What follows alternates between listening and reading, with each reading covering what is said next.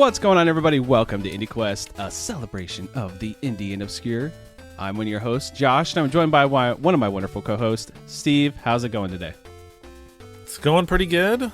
I just drove 4 hours home from visiting my family in the sun and in traffic, and then I got here and immediately made myself some chamomile tea, of all things. So energy levels inside are starting at like blinking red. So I'm hoping that we can charge the battery up through some good indie discussion as we go along. Sounds good. Well, I'm also joined by the captain himself, Captain Drachma. How's it going, Seth? It's going. I returned home a couple days ago from a work trip to Denver. Talking a little bit about it before our recording, but it wasn't the Denver trip that I necessarily wanted to go on. It was the Denver trip that I had to. That's still fun, though.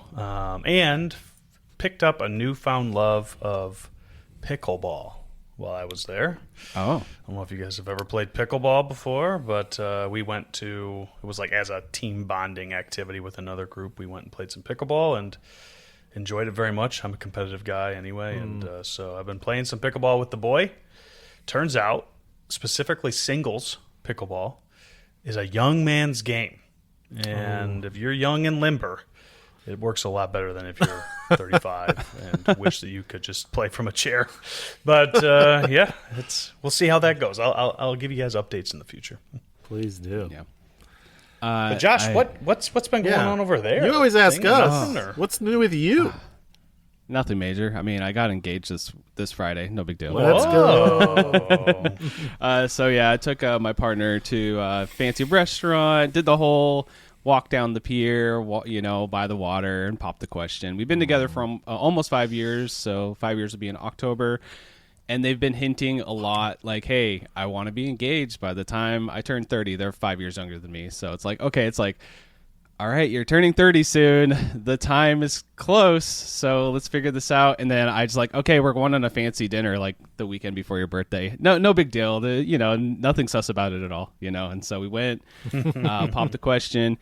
And then what was funny is during the reservation for the restaurant, I put birthday on there because I was like, so I wasn't sure if I was going to have a ring in time. So that was a whole nother thing.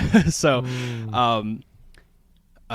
I ordered a ring 4 months ago, a specific one that they had been looking at, and it took till the 2 days before I popped the question for it to get here. So 4 months I've been stressing, is this ever going to get here?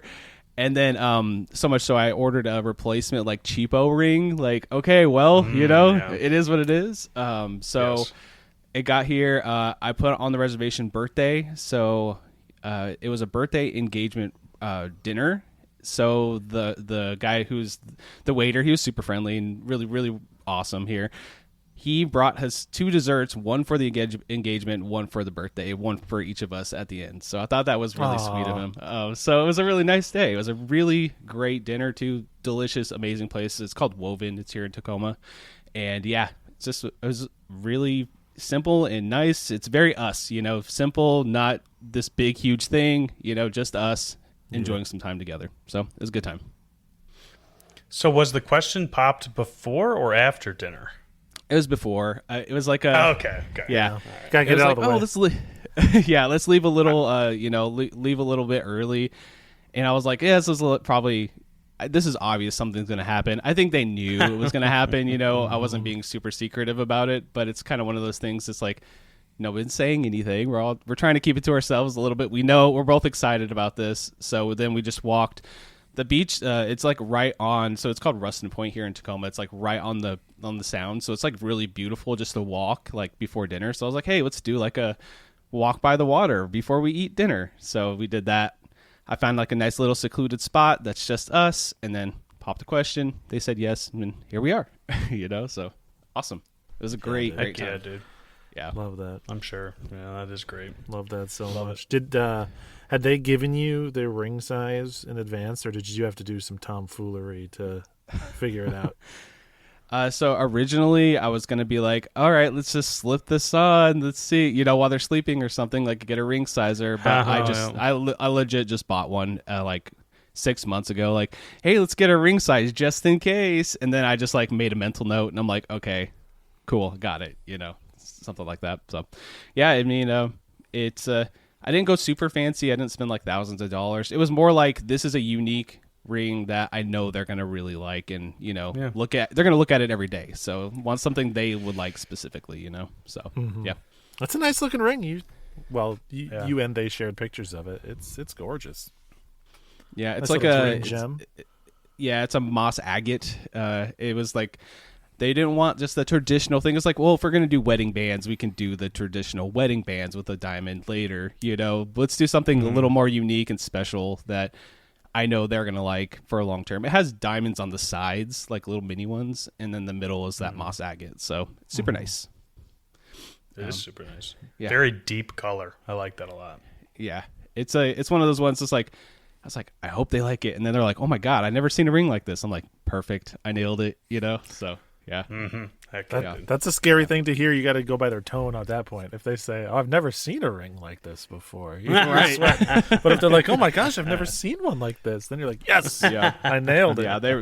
Yeah, they were super stoked, and like, it was good. It was awesome. Both of us teared up. We were both emotional, so it's like, oh yeah, and you know how it is. It was really really nice. So, I feel very happy, and it's like legitimately right now, personally, I'm like in the happiest place I've ever been. So it's like, that's just, just putting that cherry on the top of the cake, type of thing. Like, yeah, so good. So, yeah, stoked. Keep a good thing going. Also, I cannot believe that the two of you have been together for 5 years. When you said that, I was thinking the same thing. Blew my mind. Like, my sense of time just got completely destroyed. Right. It's kind of like one of the things, right? It's like just time just keeps going, right? It's also like it hits you like we've known each other for more than 5 years. It's just crazy to me. Literally in my head when you're saying it, I thought you were gonna say like, we've known each other for a year and a half, and in my head I was like, yeah, that's a pretty solid amount of time to get engaged. You said 5, and I was like, oh my God, I'm literally like turning to dust in real time. Right. Well, I mean, we might as well be, we've been together. We do everything together. We might as well be married, but it's kind of like, let's make it official, finally. Yep. That's how it was for me and my wife too. Yep. Yeah. So, yeah, it's good times. And then it's their birthday this week. So today they were streaming this morning because they stream. Go check them out. Rogue_Crossing on Twitch if you want to. Yep.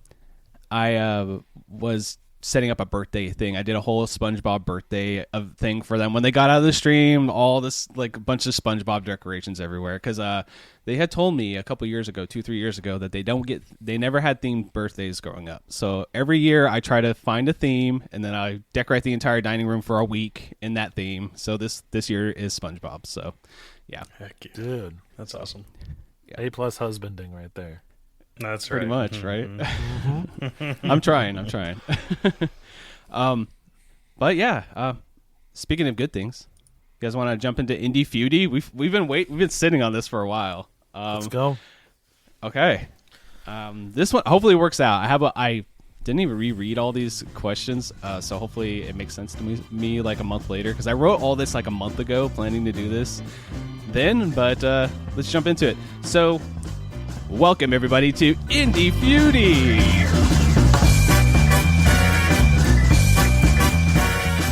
I'm guessing I'll put somebody will put some music in there, maybe. I don't know.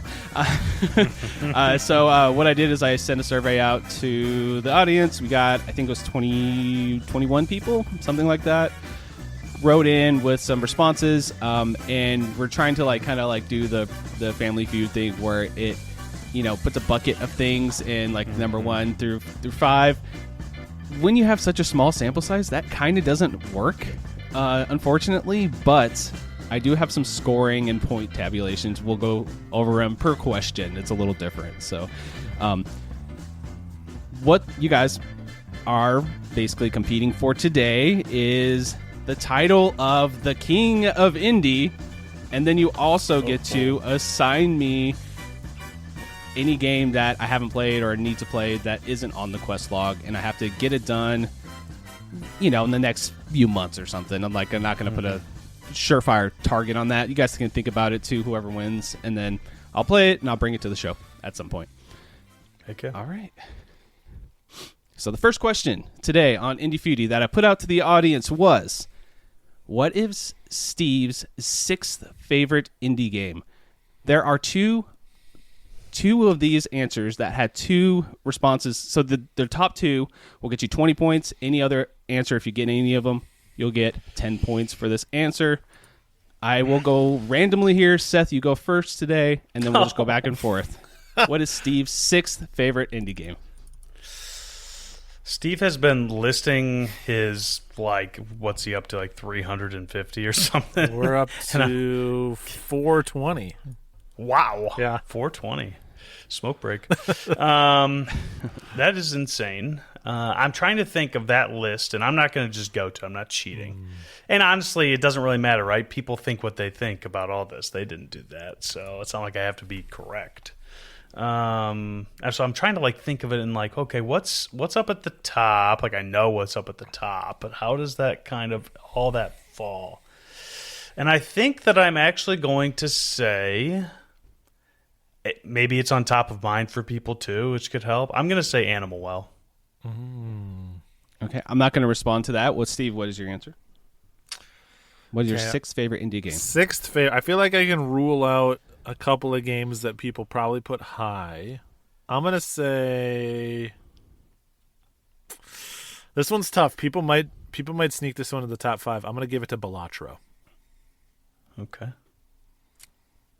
All right, I'm going to give you guys one more guess each because neither one of those are on the list here. So, Seth, what is your second guess here? Oh, man. I guess I'll say Super Meat Boy. That's not number 6, but I'm hoping it's on the list. That's why you're my co-host, because I would never go all the way down to number 6 before I get to Super Meat Boy. I'll give you Tunic. Tunic seems like a number 6. Tunic. I was thinking Tunic as well, and that could be top of mind for people. Okay, so the number 2, the 2 top answers were Blueprints and Tunic. So Steve got 20 points on this one, and yours was in the list here for 10 points, Seth. The rundown, we have The Short Hike, Braid, Citizen Sleeper 1 and 2, Hyperlight Drifter, Journey, Super Meat Boy, Ultros, and Undertale were the ones that I have here on the list. Wow, you all know me Those pretty are all well. good. I'm honestly flattered that 20-something people took a crack at that question and no bad answers. Nope. Okay, so we're going to question number 2 here. This one's a little different. So we're going to have 3 answers back and forth. They're going to be 5 points apiece, 10 points if you get the one that has the most answers, or that has the most answers here. So we're just going to go back and forth on this question for three guesses each. All right. The question is, and we're going to start with Steve on this one, what side quest game deserves to be main quest game, but the caveat is no Enter the Gungeon? Oh, damn it. Deserves to be a main quest. I need to open the quest log. Am I allowed to open it up? Yeah, you guys can. It's fine. Okay.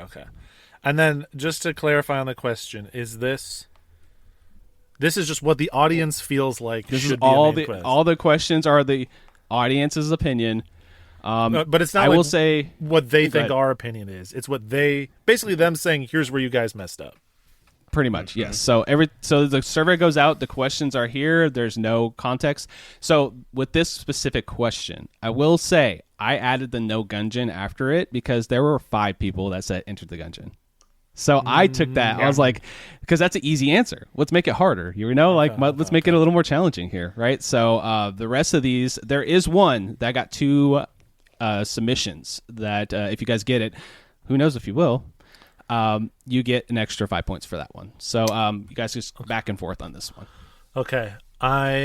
You said I'm first? Mm-hmm. I know our audience, and I have an educated guess about a couple of people that would respond to this survey. I'm going to say Tormented Souls. Okay. Seth, what's your first guess? I will say I'm looking for stuff that's quite popular, right? I'll say Botany Manor. Okay. Steve, second guess. Ooh. All right. Another game that people really like. Okay. We have we're part of Polymedia Network, overlap with Polykill and Drunk Friend. There's a pretty strong retro contingency of our listener base. So I'm going to say Panzer Paladin is one that they would like to see promoted a little higher. Okay. Seth, second guess. The fact that I missed this one, and if nobody said it, I would be amazed, honestly. But Guacamelee is legit one that should have. That's what never has whoever put that on the side quest. What a moron! Never has. Oh my god. Okay, I get one more, right, Josh? Yes, one more. Speaking of morons who put games on the side quest, it's Titan Souls. Okay. Oh, Titan Souls. I thought you were going to say a different one, I'm going to say Machinarium. Okay, fair. Because I think that a lot of people, and now that I've realized as I've played games that I am not the guy to bring point and clicks to IndieQuest. Yeah. Like I just, it happens. I don't connect with them. Yeah, so. Okay, so here's the points tabulation here. I'll tell you what the answers are first. The one that actually got a couple of submissions had 3 people write in say that, hey, this should be on the main quest is Dredge, of all things. Oh. I was surprised by that one. Here's the other answers. We got A Hat in Time, The Ware Cleaner, Titan Souls. There's the 5 points for Steve there. Gunfire Reborn, RZ, which is I put that on the side quest. Somebody really likes that game, it sounds like. RZ, the Jewel of Faramore should be on the main quest. I know who that is. And then you're not right. Antechamber, El Paso Elsewhere, The Ware Cleaner, Minute, and MacBat 64 are the main answers here. MacBat 64 on the main All quest. Right. That's so the developer the only who listens person to the show who wrote that in. Right. Yeah. So Steve got 5 points for that, and Seth got 0 points for that, surprisingly, because there's just so many answers that this could have been. So, all right, I kind of this agree one, with Antechamber. Antechamber, yeah. Did I put that on the side quest, or I did? you? It was just the L opinion. 2021 Steve or whenever that was. He was one of many, buddy. It's all right. It happens. Well, yeah, it was just me setting the pace that I would follow for the remaining years.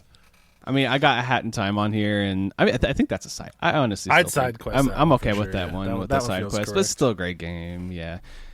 Anyway, number 3. This will be Seth's turn to answer first on this one. These are each worth 10 points. You guys are going to get 2 guesses apiece on this one. Okay. What popular or obscure indie game should we do a review episode about? And this one has a bunch of random answers. So we would do like the To the Moon thing with this one. We would make a whole review episode about it. Seth, what's your guess? So to clarify, you said popular or obscure, so it's literally any indie game. Yes. Okay. Hollow Knight. That's such a good answer. Silk Song. Sorry, it was too good of an answer. I need to steal it. Spoiler, they might come together at some You point. never know. Right. Seth, you get one more guess here.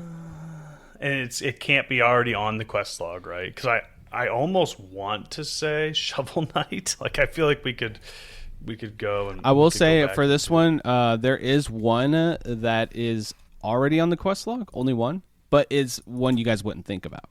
I'll just say all that. right. Well, I'll just leave that. Just to make it fair on that one. Yeah. Someone out there. it's. I could see someone being cheeky, knowing full well that we're going to do this, and being like, "I still want to hear it," so I'm going to say Hades 2. Okay. Honestly, good guess. Okay, I'm gonna just go really popular. Just gotta double check that I'm correct. It's not on the quest log. Like, what's an insanely popular game? I'm gonna say Stardew Valley. Oh, that's a good one. Yeah. I'm just making sure it's not on the list, or if it is. Okay, so for this one, here are the answers we received. We got Windswept, Brotato, Crimson Clover, Graveyard Keeper, Macromedia Fish. I'm not sure what that is. Ring of Pain, Stay Out of the House from Puppet Combo, Xenocrisis, Factorio, Duskers, Hollow Knight, 3 Hollow Knights, Minecraft, which is the one you guys wouldn't think about. Like, why? Yeah. Anyway, Raji, Wrath Aeon of Ruin, and Blossom Tales 2. Those are the answers we got. So it's kind of like all over the place. So Truly. yeah, on that one. Yeah. Okay. They want us to So how many points do I get for that? deep dive. You got 10 points for that one. 10 points. So the total so far, let me just add this up. Seth is at 20 points right now. Steve has 25 points right now. So it's still a close game. Still a close game. It is close. All right. So number 4. Let's see. Let me read this real fast. Okay. So this one has a little bit of point tabulation here because there was a pool of people that answered like a bunch of similar answers here. So the question is, and I think it's Steve's turn to go first on this one. Yeah. And it says, what will be IndieQuest Game of the Year 2026? But before you answer, we have 25 points for the number 1 answer on this one, 20 points for number 2, and 10 points for number 3, and 5 for the rest. So if you get any of them right, you still get 5 points at the very bare minimum. But I will say the pool is pretty small because there are a few that have 5 or 6 answers on this one. So, Steve, what do you think will be IndieQuest Game of the Year 2026? And this is just one per person on this one. Okay. Let me look at my list of I hate this so much for me. Let me look at this list of what I've played so far. I have a guess, but let's make sure I'm not missing anything obvious here. Oh, man. Honestly, on this one, if you guys don't get this one right, you're going to be mad at yourself. I'll say that. Excuse me while I eat a Tums. God, I really badly want to do 3, 2, 1. We both guess because You think we're just going to say the We same can do thing? that. Let's do it. Let's do a 3, 2, 1. I'll count you guys down. well, I'll say, I'm Let's do ready. it. yeah, make sure. I'm ready. Are you ready? I'm ready. All right. you guys both ready? Yep. I'll say 3, 2, 1, and then you guys say your answer at the same time. Yep. Okay. 3, 2, 1. Mina the Hollower. Mina the Howler. Yeah. Okay. So you guys both got the number 3 answer. What? I cannot believe that. Holy You guys are going to be crap. so mad when I say this. This is our audience. This is the Polymedia Network. What game came out in 2026 Joy Pudding. that we had a developer? It was the Joy Pudding. Joy We had 7 Pudding. people say that. The Joy It Pudding. was so early, I forget about how it came out this year. It was like January something. And then the second one was Slay the Spire 2 with 5 people writing in with Slay the Spire 2. Saying that would be our game of the year. I think that one's catching on a lot, even though it's in early access. So, and then we have Mina the Hollower with 2, and then we have Incombini, one store, many stories. That's two people writing in for that. And then we have Mugenics, Linelith, Esoteric Ebb, and then a joke answer, GTA 6. So, yeah. Linelith was also a bit of a joke answer because I think that game came out in 2020. So I was just- it would have really had to crush. I was just Googling it, like Linelith's release year. It's going to be tough for a 2022 game to make it in, but Yep. Okay, I do so like this- that game though. yep. Yeah, I mean, all those games are good. But it's like one of those things. It's like people are writing in with what they think Yep. it is. So it could be anything sometimes. True. All right. So you guys are Steve has 35 and Seth has 30 right now. So it's still close. Yeah. Like you said, there's some here that you can get 20 points on, 25, 30 points maybe, who knows. All right. Number 5. Seth's I think we'll just go ahead and do Steve again because you guys did it last time you did it together. Sure. All right. So this is going to be 20 points for number 1, 10 points for any others, and there's going to be 2 guesses back and forth on this one. So there was one that had a consensus here. If you get that, you get 20 points, and the rest are 10 points. The question is, what's Josh's 8th favorite indie game? What's my favorite 8th favorite indie game? There's a consensus on this one? Yeah, there's only 2 people wrote in with it. Okay. But yeah, but there like, is damn. there is one that rose to the top. So if you get that one, you get 5 more points than the other, or 10 more points. It's 20 and 10. So you get a little 10. Okay. 8th favorite, you said? Yes. This might be higher for you than 8. I'm gonna give it to Baby Steps as my first guess. Okay. I'm going to say one that I think could be higher as well. Okay. But probably would be on top of people's minds, and that is 1,000 Times Resist. Good one. Steve, what's your second guess here? Oh, All right. What are some all-timer Josh games? I can't say Crumble for the memes. That's I will say there's no Crumble on here. I'll give you guys that. no Crumble. Do people still remember this game? I'm gonna say. No. You know what? I'm gonna say. Skate Story. Solid. And I will say, because I feel like it could be right around there, or one of the games in the series could be around there, but I'll just say To the Moon. Okay. So, this is the number one that had a consensus. It was Baby Steps. Steve gets 20 points for this one. And unfortunately, none of the other answers were on the list today.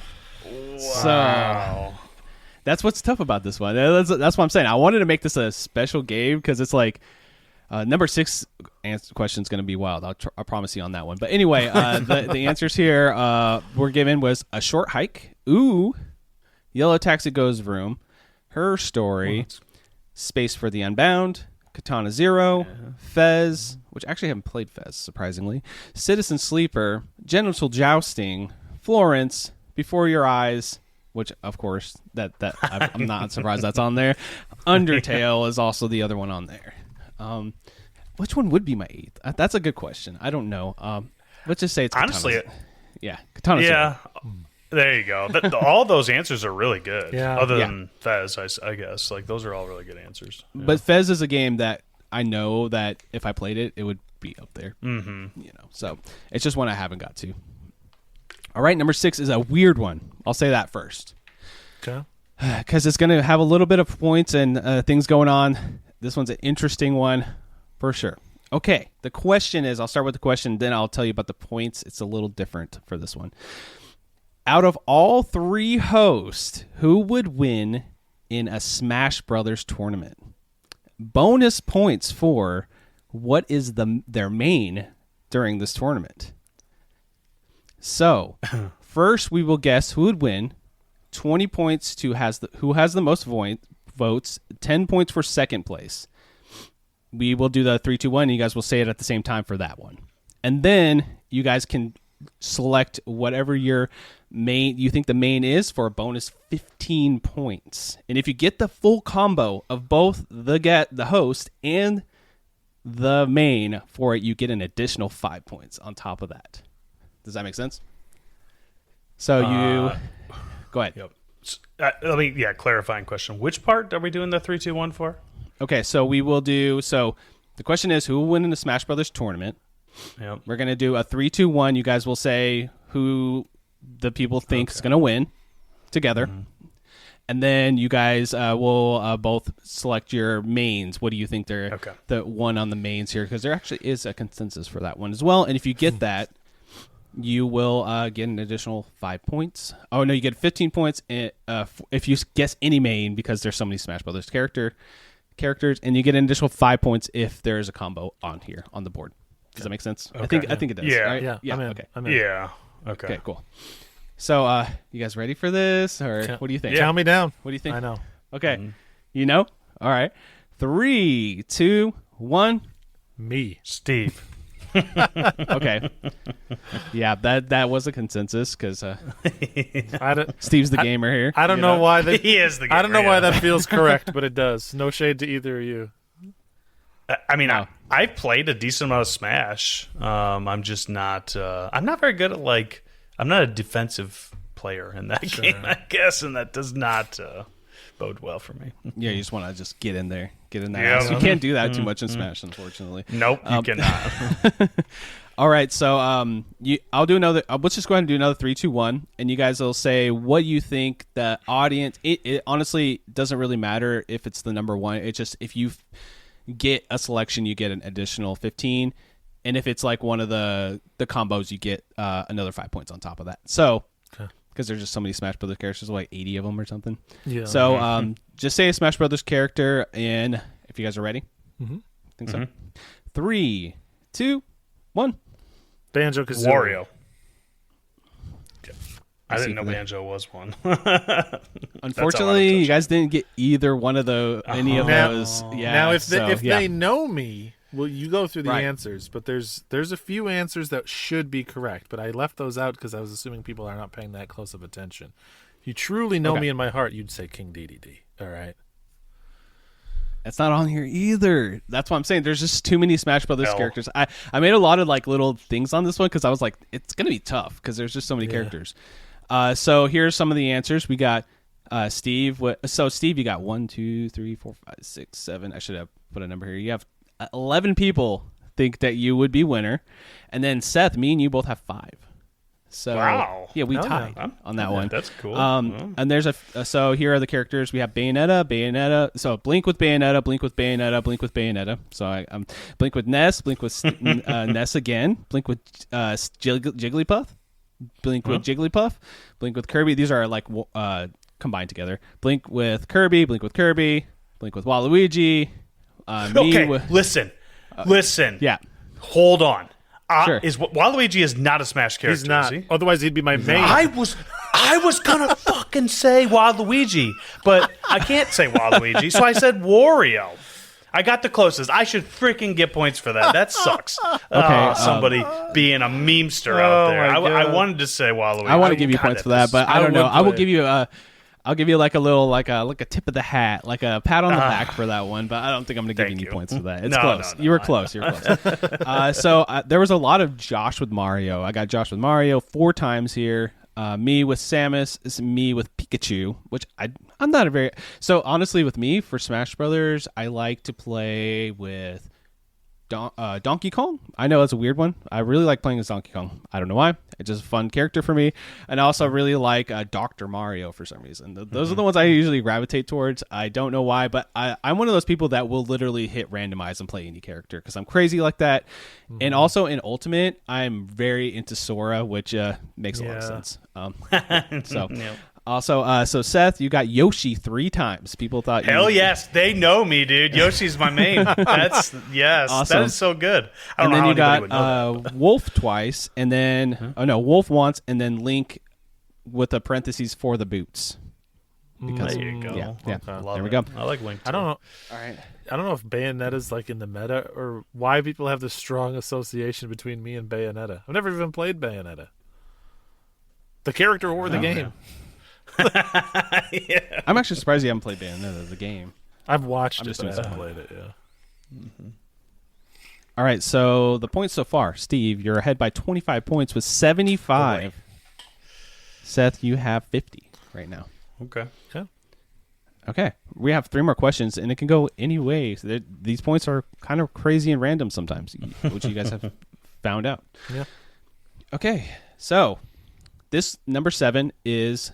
The question is, what game best defines IndieQuest? I'll let you guys think about that one. It's best defines IndieQuest is the question. All right, so each of you guys will say 2 guesses at the same time. So the number 1 answer will get 20 points. There is a 3-way tie for number 2. So there's 3 answers for number 2. So if you get any of those, you get 15 points automatically. Any other ones, you'll get 5 points. So we'll say 3, 2, 1 on both of the... when you guys are ready, and we'll do two rounds of this, and then we'll tabulate the points. And the question is, what game best defines IndieQuest? Yes, Seth. So it can be any game. Any game. Any game. It can be Waluigi, even though we have never put it on the quest log. I'm so mad. I should have said fucking Waluigi. I'm so mad. I'm so mad. I was like, he's not a character, and everyone's so mad about it all the time. But Yeah, so there is a number 1 answer. There's a consensus answer here with 5 votes. And then there are 3 answers with 2 votes apiece. So, and then the rest are just 1 voters. So if you get the one with 2 votes, you will get 15. If you get that number 1, you get 20. And then if you get any other ones, you get 5 points. So you guys ready to answer the question, what game best defines IndieQuest? Mm-hmm. Okay. Wait, 3? we're just doing 1 answer this time, right? No, it's two guesses this time. So we'll count down You're twice. going to say 3. Okay, it's 3, 2, 1 answer, 3, 2, 1 answer. yeah, Pretty much. We Okay. won't do it back to back. We'll space I it only out have a little one bit, teed yeah. up in my head. I need another 30 seconds of vamping to get the other one. No, Yeah. we'll vamp. We'll fill right. some space there. Okay. All right, between the answers here. All right. Okay. So, what game best defines IndieQuest? 3, 2, 1. To the moon. Shantae. Okay. I'm not telling you guys if you got it or not. Shantae is such a good answer, man.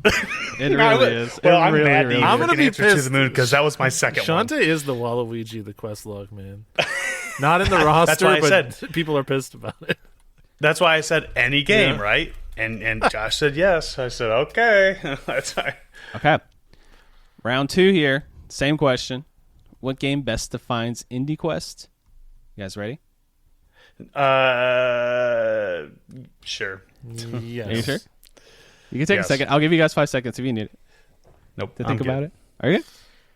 What game? I'll say it slowly. I'll read the question, and I'm gonna talk a little bit here. Build up to it so you guys can think a little bit. I'm an What answer. I'm game- trusting the people not to pick the obvious one for my second guess. All right, dig deep, people. Okay. Dig All right. What game best defines IndieQuest? Second guess here. 3, 2, 1. Pyre. Ooh. Okay. Dude, somebody's answered ood every time. I swear if they didn't, I just need 5 points out of that one. What was yours against, Steve? Mine was slipped out of my Pyre. mind. I was really tempted to go Hades because we compare everything to Hades, which is a really obvious do. answer. But Pyre is kind of the underdog of the super giant library is. that we all have a strong appreciation for, kind of in the spirit of the show, lifting up the underdog. I agree. I agree. So for this one, I'm going to read the ones that weren't the consensus votes first. We have Blueprints, Genital Jousting. I feel like someone's just guessing Genital Jousting on a lot of these for some reason. Yeah, well, it's kind of funny for us. Yeah, true. Death's Door, Sayonara Wild Hearts, Super Meat Boy, Shantae, Before Your Eyes, and Shantae. Hollow Knight were the other ones. Shantae?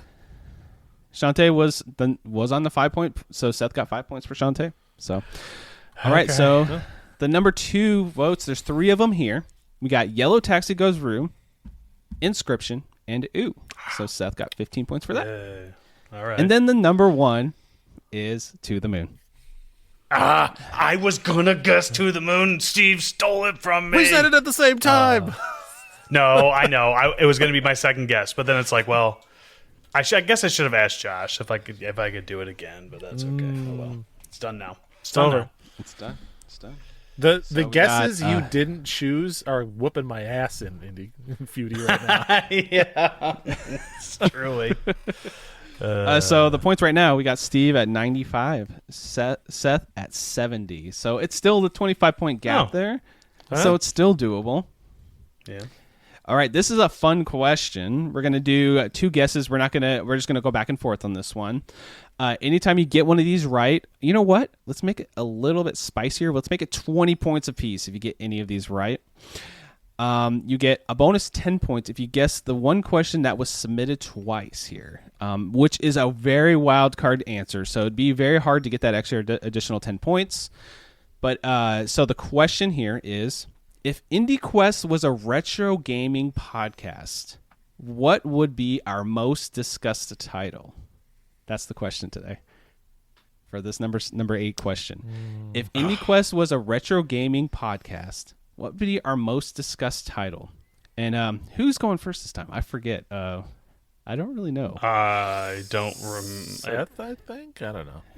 I don't even want to go first. I'll go is- first. I don't mind. Okay, Steve, you can go first on this one if you like. Do you need a minute to think about this one? The question again is, if IndieQuest was a retro gaming show, what would be our most discussed title? I got my answer. Okay, Ready? What is it? Yep. Shantae. Okay, He's frozen. Seth, We broke him. Got it. I mean, that's a great answer. I wasn't going to say Shantae anyway, so I can't even say. You stole it. After the Seth answer here, I'll give you guys a small hint. Okay, so they Okay. maybe I shouldn't. I don't know. But because it will give Steve an advantage. I don't know. Do I want to give Steve an advantage? We'll see. Seth, do you have an answer? What is, if IndieQuest was a retro gaming podcast, what would be our most discussed title? I'm thinking of retro gaming podcasts in general and like what games are brought up a lot. And I feel like we would talk about the OG Super Mario Bros. I mean, certainly. So, Is that your answer? yes. Okay. I'm not going to give a hint. Okay. F a hint. We're just gonna keep going with this. You get another guess, Steve. Do you have a second guess? I'm gonna say Chrono Trigger. That's a good answer. Well respected. I will say, based off of especially Josh's recent growth in the Metroidvania gated exploration genre, I'm going to say Super Metroid.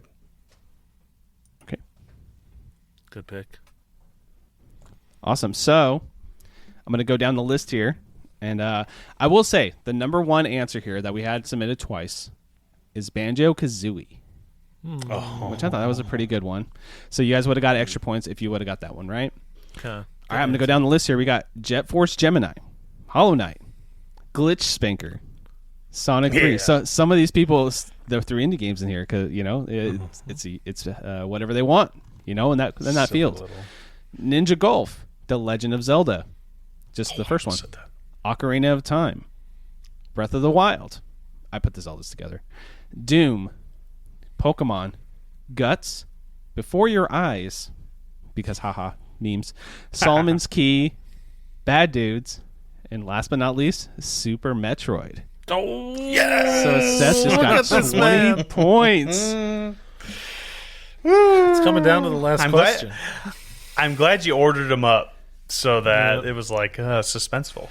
Yeah. So right now, the points are at, Steve is at 95 points, and Seth is at 90. So we got 5-point difference right now for the King of Indies today. First to triple digits. Can I just say I do feel like that last question, 20 points was worth. It was worth 20 points because there are literally millions of games that we could have chosen from. That was a tough one. So, Yeah, so there is 2 more questions, by the way. It's 10 points. 10 questions total today. So, all right. We're getting there. This is taking a little bit longer than I expected, but hey, it's fun. So why not? Fun. Yep.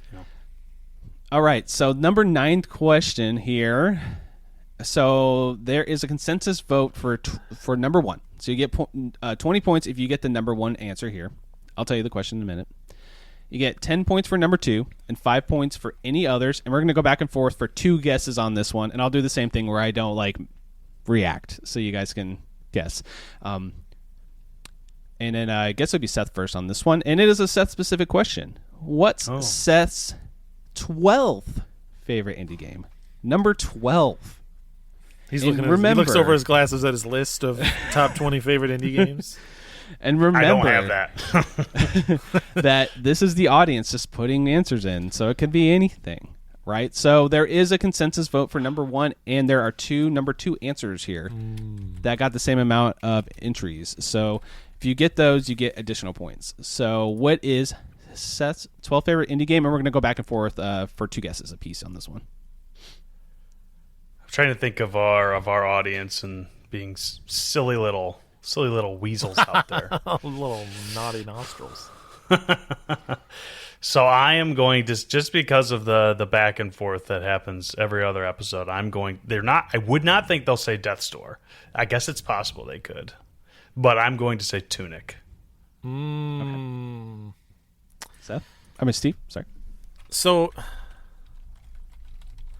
I feel like the other questions I had to pick games that were maybe slightly lower and pull them up. I guess I still have to do that here too.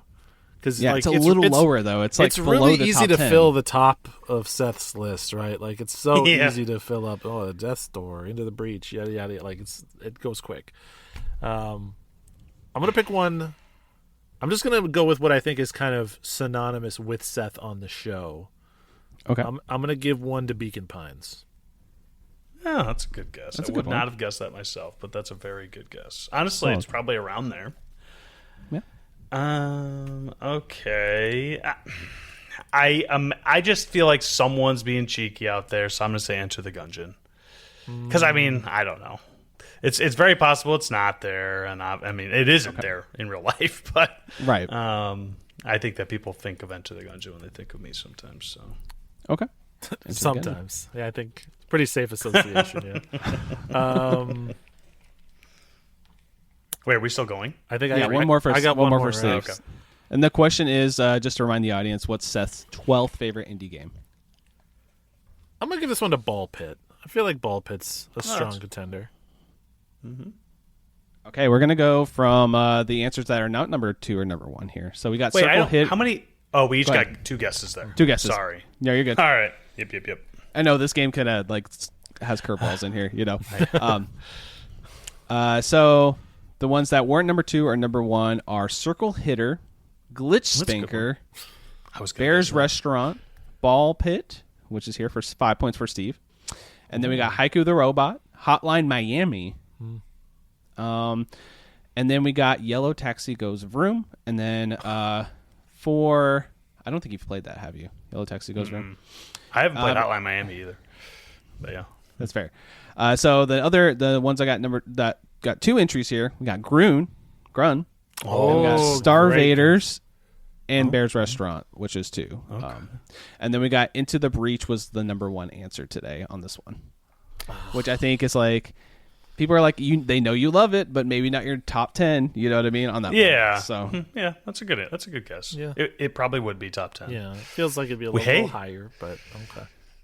We might find out about that someday. I don't know. Our top 10s. I don't Impossible know. to say. yeah, you never know. So right now the points are at Steve has 100. Gets us triple digits with 100 points, and then we got Seth with 90 points on this. So we're gonna go down to the last question of our game today of Indie Feudy. We got 2 guesses on this one. They're gonna both be worth. What's this? I have it as 10 points. I'm gonna bump it up to 20 points. 2 guesses here on this one. 20 points apiece. Make it a little spicy here at the end. And we're gonna do 3, 2, 1s on this one, to guess at the same time. So the question is, who should guest on a future episode of IndieQuest? It's a big question because it could be anybody. Choosing my favorite children. Oh, I definitely I know one for sure. Okay. And wait, so is there is there no a consensus at all? Nope. No. There's like a bunch. I feel like some on some of these people didn't enter any answers, so it doesn't count them. I think there's about 16 or so here. So yeah, no duplicates on this one. Surprisingly. Okay. Who should guest on a future? So the question is, who should guest on a future? Which means people could guess folks that have already guested. And I did this survey. I don't know if this will affect anything. Maybe it will a little bit. I did the survey. Let's see. When did I do it? April, May time frame. So you guys can look and see who's guessed since then. It's been a while. Like this has been sitting and cooking for a while because we've been having so many guests lately. That's why we haven't done it. So yeah, I mean, maybe there's somebody on here who we've already had on the show since then. You never know, you know. Like I'm not trying to give any hints or anything, or maybe I am. I'm not. I'm just trying to play a little coy here. Who knows? But you guys will get 2 guesses. We'll do 2, 3, 2, 1s. And then you guys will say it at the same time, and then we'll tabulate the score. It's 20 points apiece if you get a name that's on this list. Damn. This is really hard because I'm going back and forth between whether I should guess someone who's already been on. It's the spicy part about it. I'm trying to figure out, do I pick names kind of like, I don't know the right word, like adjacent to our community, or do I just go with the biggest names out there that someone wants to see us talk to, like the Omega populars? Okay. You guys ready? I think so. You got a guess for your first one? I got one for my first one. I'm not confident in it, but I got one. Okay. So the question is, who should guest on a future episode of IndieQuest? The survey was done like the end of April, beginning of May timeframe, somewhere around there. I will let you guys think for a second, just in case. And then 3, 2, 1. Northern Lion. I went with the mega popular answer. I got one for that next. I think Seth got the more popular answer there. I know. Exactly. All right. So do you guys have Do you want any hints or anything? Should I give you guys? I can give you guys a little hinty hint if you want, but or do you want to go on in raw here? I guess. I think the only thing that I would want, no, because because the question I'm going to ask would be completely contradicting based on how Steve and I just answered. So no, it's fine. Mm-hmm. Are you sure? Okay. Yeah. Let's see. What was your guys' answers again? Sam, it was Northern Line I went and Northern Top Spot. Line and Top Spot. I will say, okay, I'll give you a little bit of hint. Seth's a little closer. There you go. Oh, that's damn. the hint. So Seth is a little people don't closer. want the popular. Maybe clear, not. it Maybe, actually maybe helps not. me a lot. Northern Line. I don't know not. if you listen to the show, buddy, but he's not coming on. I don't want him to guess. I was going to say Joe Rogan for my second one, but now I'm definitely not going to. So okay. All right, but yeah, I mean, this one's tough because like it could be anybody. There's so many people online that make content or from our community too. So, yeah, you guys ready? Do you have a guess? I suppose. So Steve is thinking. He's looking in deep into his soul right now, trying to find the name. All right, I got one. All right. Yep. For the final guess of Indie Feudy, this can make or break the game. It's 20 points. You guys are 10 points apart. So whoever gets this right, so the thing about it is if you both get a name on this list, Steve will automatically win. But if Seth gets a name and Steve doesn't, Seth will win. That's how close it is on this one. So, who should guest on a future episode of IndieQuest? 3, 2, 1. Weedo. Pam. Don't react, Josh. Don't react. Try not to react. Let's see. Here are the answers to this question. There's some here I don't know, so I'm just going to read the list. Got Snowman Gaming. Oh, good. Eric channel. from Cartridge Command. Derek Yu, which that's a little closer to Northern Line, I guess, but it's a dev. Briz, Matt Kuo, Old Gamer really Joe from I Dream of Indie Games, Mr. Mullet Gaming, Mr. Sparkle, Mr. Mo, that guy that does the 8-Bit Music Theory channel, Road Crossing, my partner, Slippy, Kurgan, and Trav Plays Games. That's the ones. That's all that are on here. And then I will say there is one more that I didn't mention here. Oh, okay. A little spicy. Sorry, I kind of felt like on it was the edge of my seat. And the answer, the final submission here that we have to say, I kind of left this one for last, is Weedo. Oh yes. I got crushed. Let's go. Weedo, buddy, thank you for carrying me to victory. The winner of IndieQuest, Indie Feudy 2026 is Steve. He got with 120 points. And then Seth comes in 30 points behind with 90 points. Steve is... I'm handing the crown over to you now. You are the king of indie games for the time being until we do this again at some point because I had a lot of fun.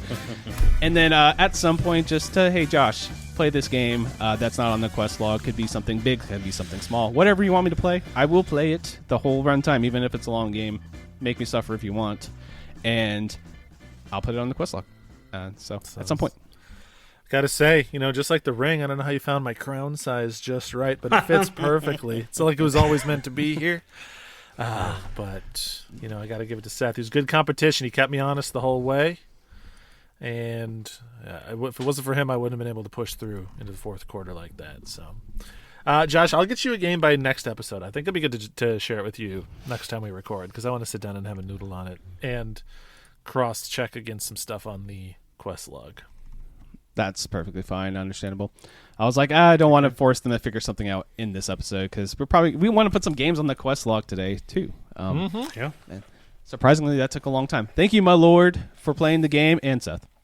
So. Oh yes, I was also here. Yes. I honestly always love when we do that, Josh. It's a lot of fun. It is really fun. I know you can't do it very often because you got to let folks cycle in answers and think of questions and stuff. But every so often, it's a real treat. Yeah, so when we do this, guys, audience members, listen, the game was a lot of fun. You guys enjoyed the listen, right? So when I say, hey, let's submit a survey and let's answer some questions, this is what it's for. So we can do a game that's a lot of fun, and you guys have a lot of fun listening to, and we have a lot of fun I have a lot of fun putting together and running here, and and then we can keep this going in the future. So anyway, I don't have a survey right now, but I'll probably submit one near the end of the year or something and be like, hey, let's do this again, But besides that, we're here for bringing games to the Quest log, which is an ever-growing list of curated indie games that we think everybody should play. It's at IndieQuestPod.com. Check out the list. It's our big Google Doc that grows and grows and grows. There's 2 segments to it. The main quest, which is a game that's an easy recommendation to anybody, an incredible experience. That banger, that 10 out of 10, your mom, your dad, your pet iguana will have a good time playing it. We also have a side quest, which is still a recommendation. Might be closer to like an 8 out of 10, but hey, this game's still awesome. Might have a caveat. Might be a little weird. Might have a couple of niche elements. It's not for everybody, but it's still a great game. And honestly, guys, I've talked a lot already, but I think I want to go first today, unless you guys are dying to go first. Cheers, buddy. To step in line in front of a king is bold. But I'm gonna let it happen. Is that okay, sir? That's okay. Granted. Okay. Granted. Okay. Granted. Thank you so much. All right. So today I'm bringing the reason why I want to go first is I'm bringing a big game today. A game that is a big hole that I'm going to fill today. A game that we have mentioned a lot. Do you guys have any guesses? Before I say it, it's one of those where we would put in an episode like, why isn't this on the quest log? It's that big of a game. Do you guys have a guess? Is it a 2026 game? No. I feel like it can't be because it's got to have a little bit of time behind it to be legendary status. I'll look up the date for you, but it's not. Yeah, give us the date. That'll help me circle the drain on it a little bit. 2019. That was a good year. I can't think of games that came out in that year off the top of my head, so I'm going to Google it really quick. Same. I'm actually here's what I'm gonna do. I'm gonna consult my 2019 Game of the Year list and see what isn't on the show yet. Okay. Dude, 2019, what a year. Outer Wilds? Sayonara Wild Is it? Hearts? The only reason I'm guessing this is because you say it's a big game. So is it Disco Elysium? You got it. It's Disco Elysium. Oh.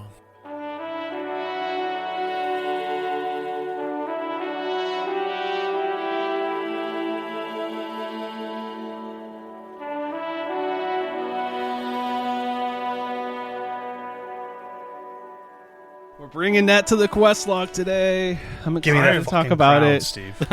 Nice try. You gotta let That was the You got the answer in an intelligent manner, all right? You got to get the voice of the people, all of the little sheep. Josh didn't say it, but that was the tiebreaker all along. Oh, damn. Oh, yeah. No. Yeah.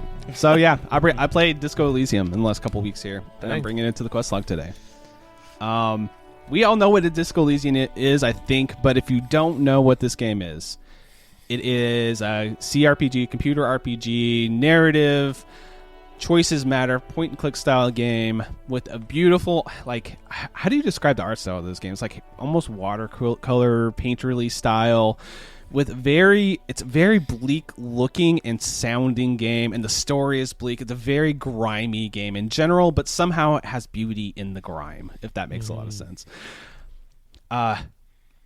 This game's special. This game is one that people talk about consistently. People love to, espouse how amazing this is. Like, there's so much to talk about with this game. We could almost do a review episode on this game specifically.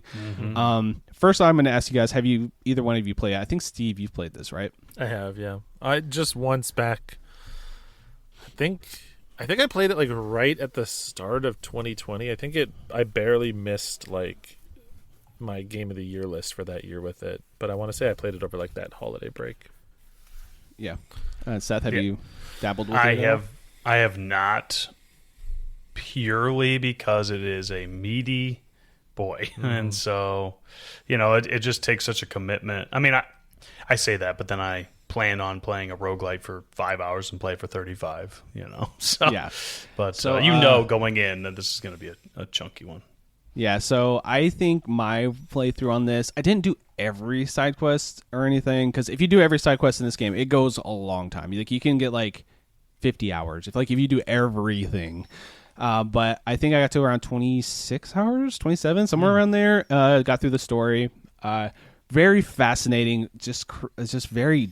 The word I would use most for this game is dense. It's a very dense game. It's a very wordy game. It reminds me of playing Planescape Torment or something like that, where you're reading a game. You know what I mean? Most of the time, and it's a very intellectual. It's above my head, like maybe like 40% of the time, a little bit. But I understand where they're going. But hey, this might be a little bit above my intelligence level occasionally. Like some of this political intrigue and stuff in the game.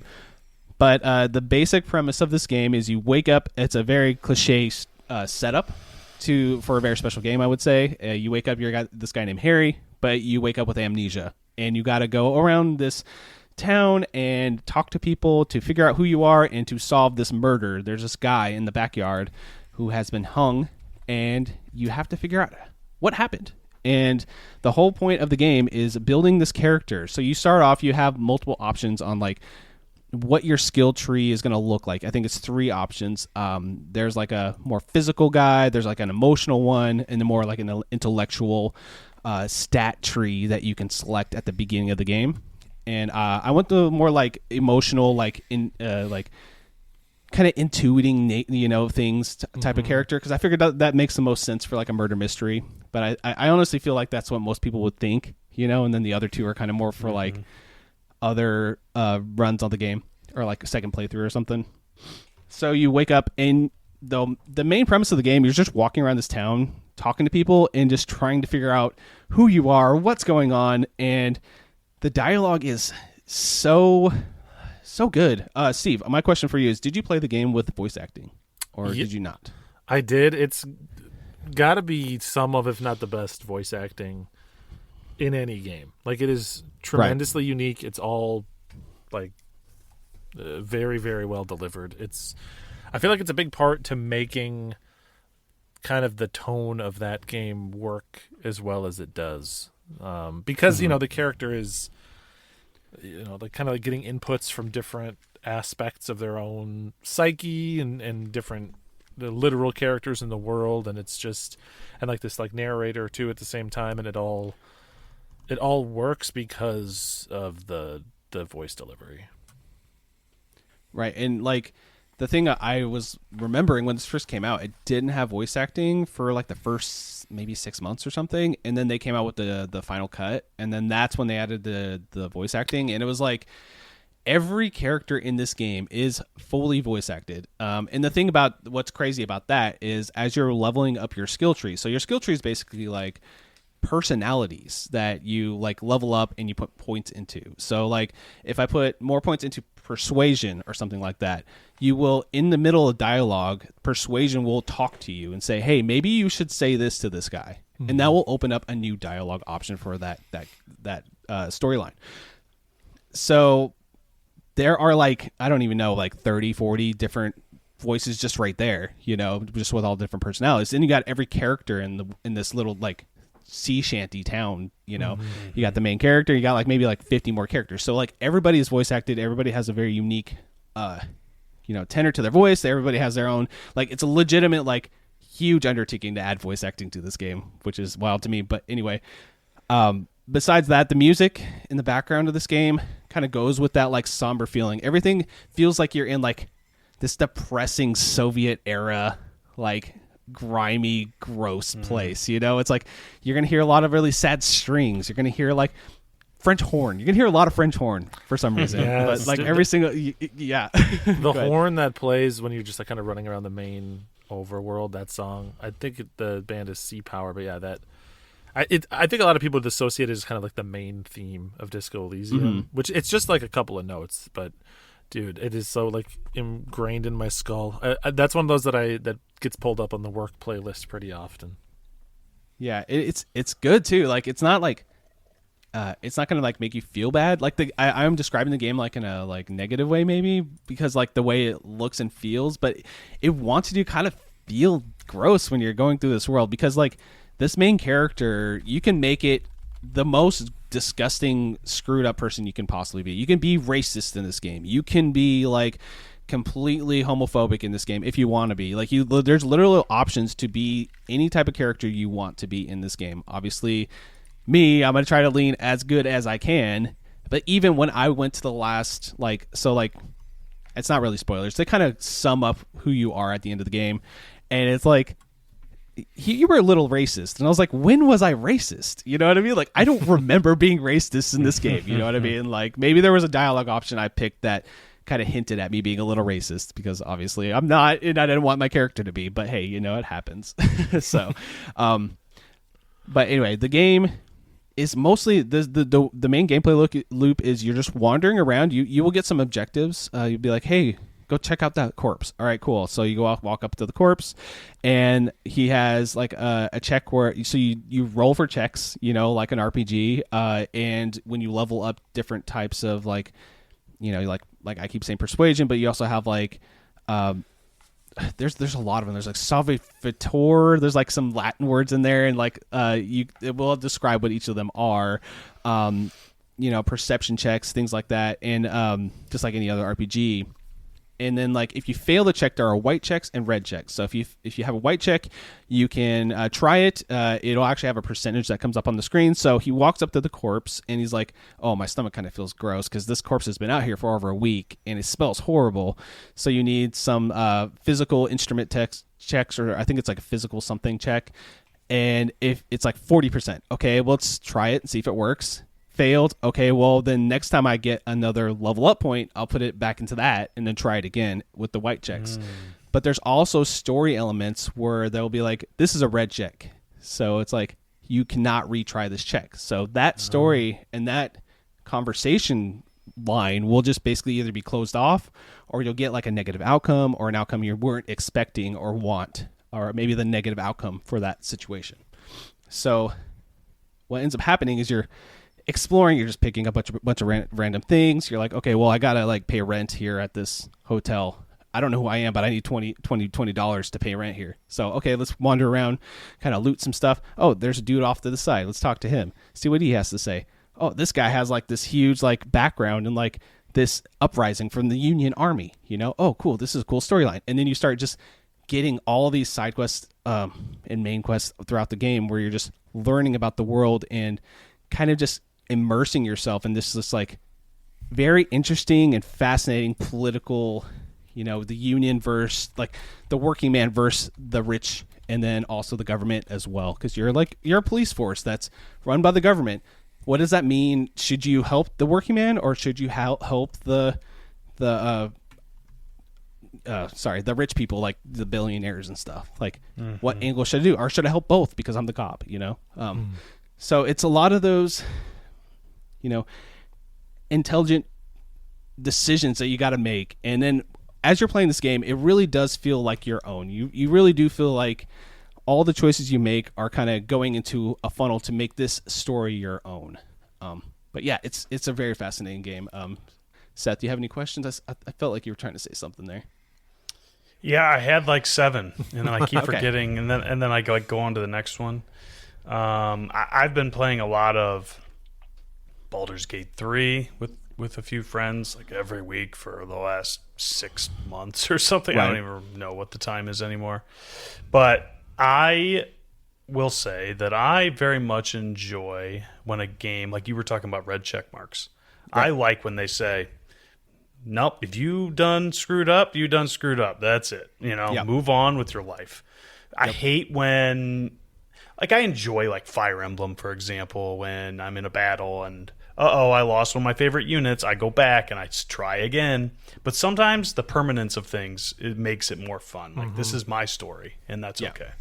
I mean, you could, like any RPG, you could save scum if you want. I didn't myself. Right. I feel like a game like this is kind of goes against what they're trying to do if you save scum to get that good outcome. Like, so this is just a very minor example. It's not really a spoiler. There is a bunker like near like the north area of the map. You need a physical instrument check to get through it. So you need like a crowbar to get in there. And my character is not physical, like he is all about intuiting and kind of connecting with like death and like, trying to like figure out things based on like the feel of what people are talking about more than anything.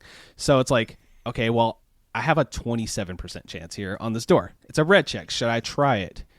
Screw it. Let's try it. And then I fail it. Well, I'm never going to be able to get into that bunker again. Or maybe there will be another way to get in there. I just have to talk to a certain different person on the map to get into that door.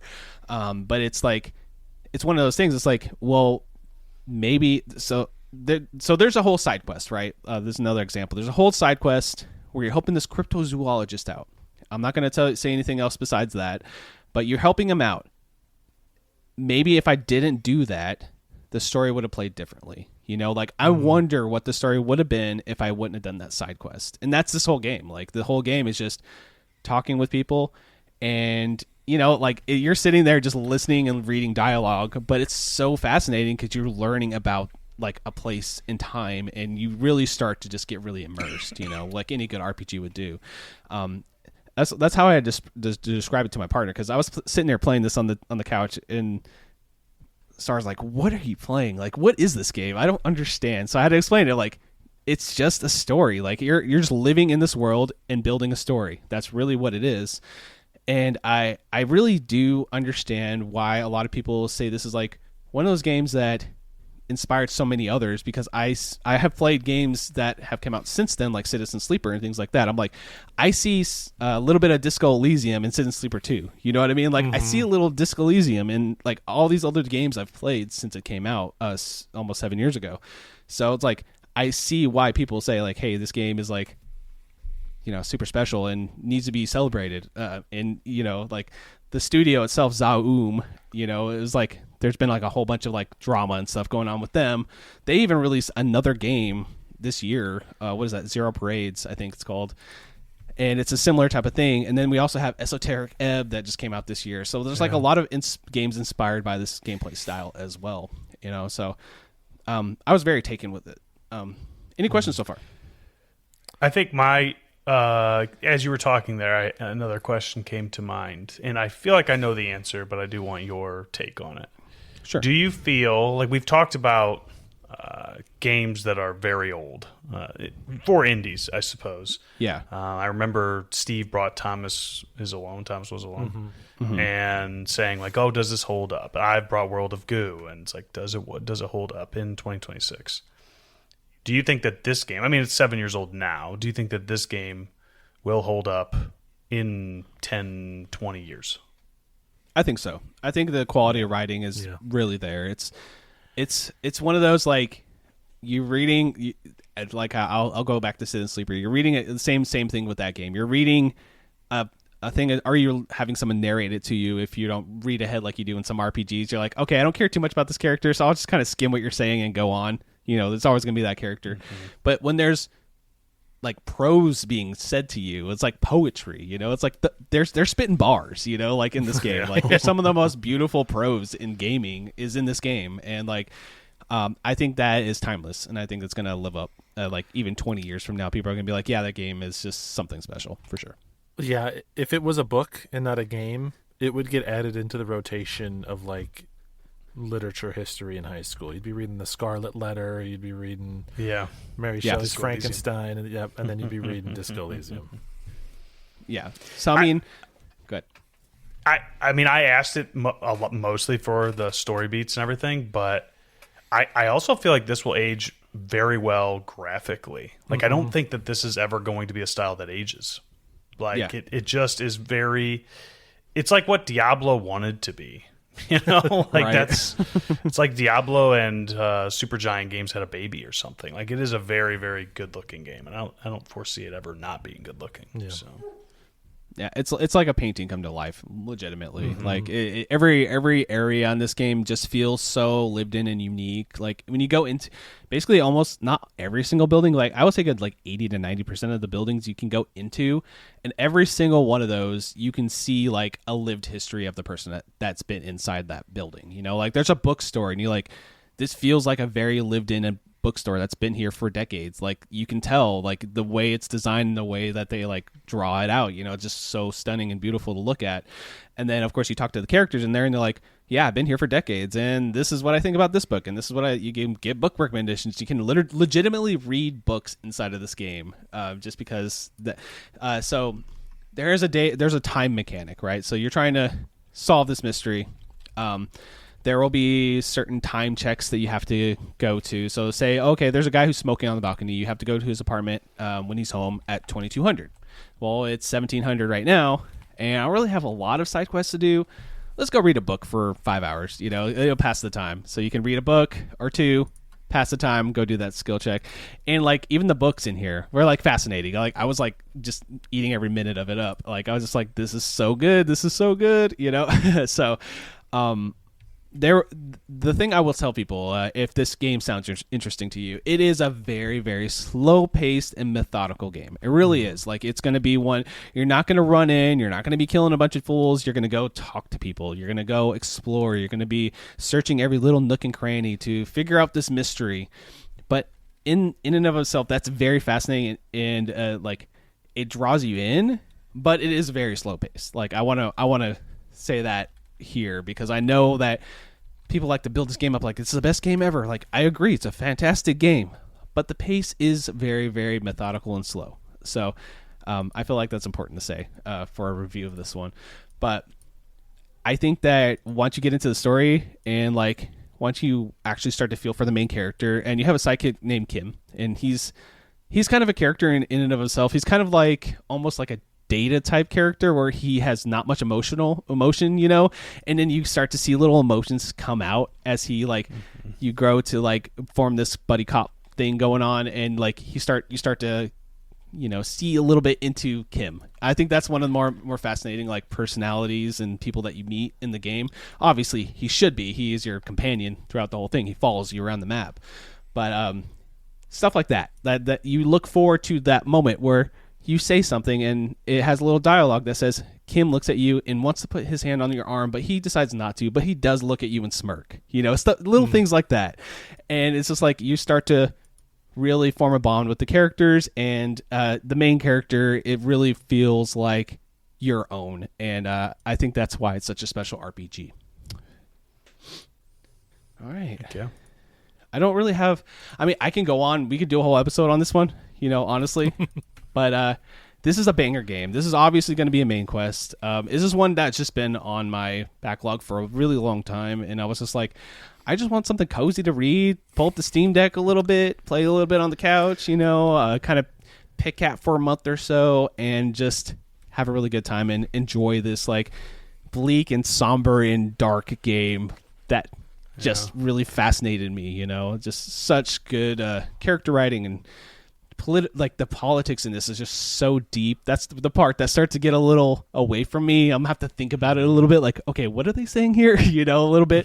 But it's not like so intelligent that I can follow or anything. It's just more like, okay, what is that political structure they're talking about right now? You know what I mean? That type of thing, But besides that, the game is just interesting, intriguing, and just so deep that like it just keeps going. Like if you want to just get everything out of this game, you're going to do from the 20 to 30 hour game, you can get 50 to 70.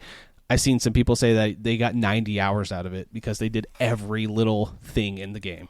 You can min-max it that way if you want. So, yeah, high recommend. Makes me want to check out more in the genre. It reminds me of the time I played Planescape Torment. I brought that up again because that was the first time I experienced this type of game where it's like, yes, it's a lot of reading. Yes, it's a lot of just wandering around and just like interacting with things to discover things. But it's such a simple gameplay mechanic that gets a lot more deep when you add that RPG mechanic on top of that. And then you get like the skill checks and everything on top of that. It adds even more. And you also have like armor, basically. Like your clothes each have like, pluses or minuses to different skills. And then you can like pick up things with your hands. You can like smoke cigarettes to like, you get like additional, I think it's like you drink alcohol and you get a little bit more physicality, and if you smoke cigarettes you get a little more intelligent, and then you get like a damage like health damage if you smoke or drink alcohol, so stuff like that. And yeah, the main character Harry is a messy drunken asshole that just happened to get through this game, and he happens to be just a really good detective. You know, that's a tried and true story, and I really, really loved every minute I played of this game. So, yeah, Disco Elysium is a main quest. You don't have to spoil it. Sure. But is there resolution to the amnesia? I assume there is. How do I want to say it? Okay. Somewhat. I think it depends on the way you play it. Honestly, I really do. Yeah, you can. I really do. You can like leave out whole chunks of information to discover. The game will wrap up in a satisfying way, no matter what happens.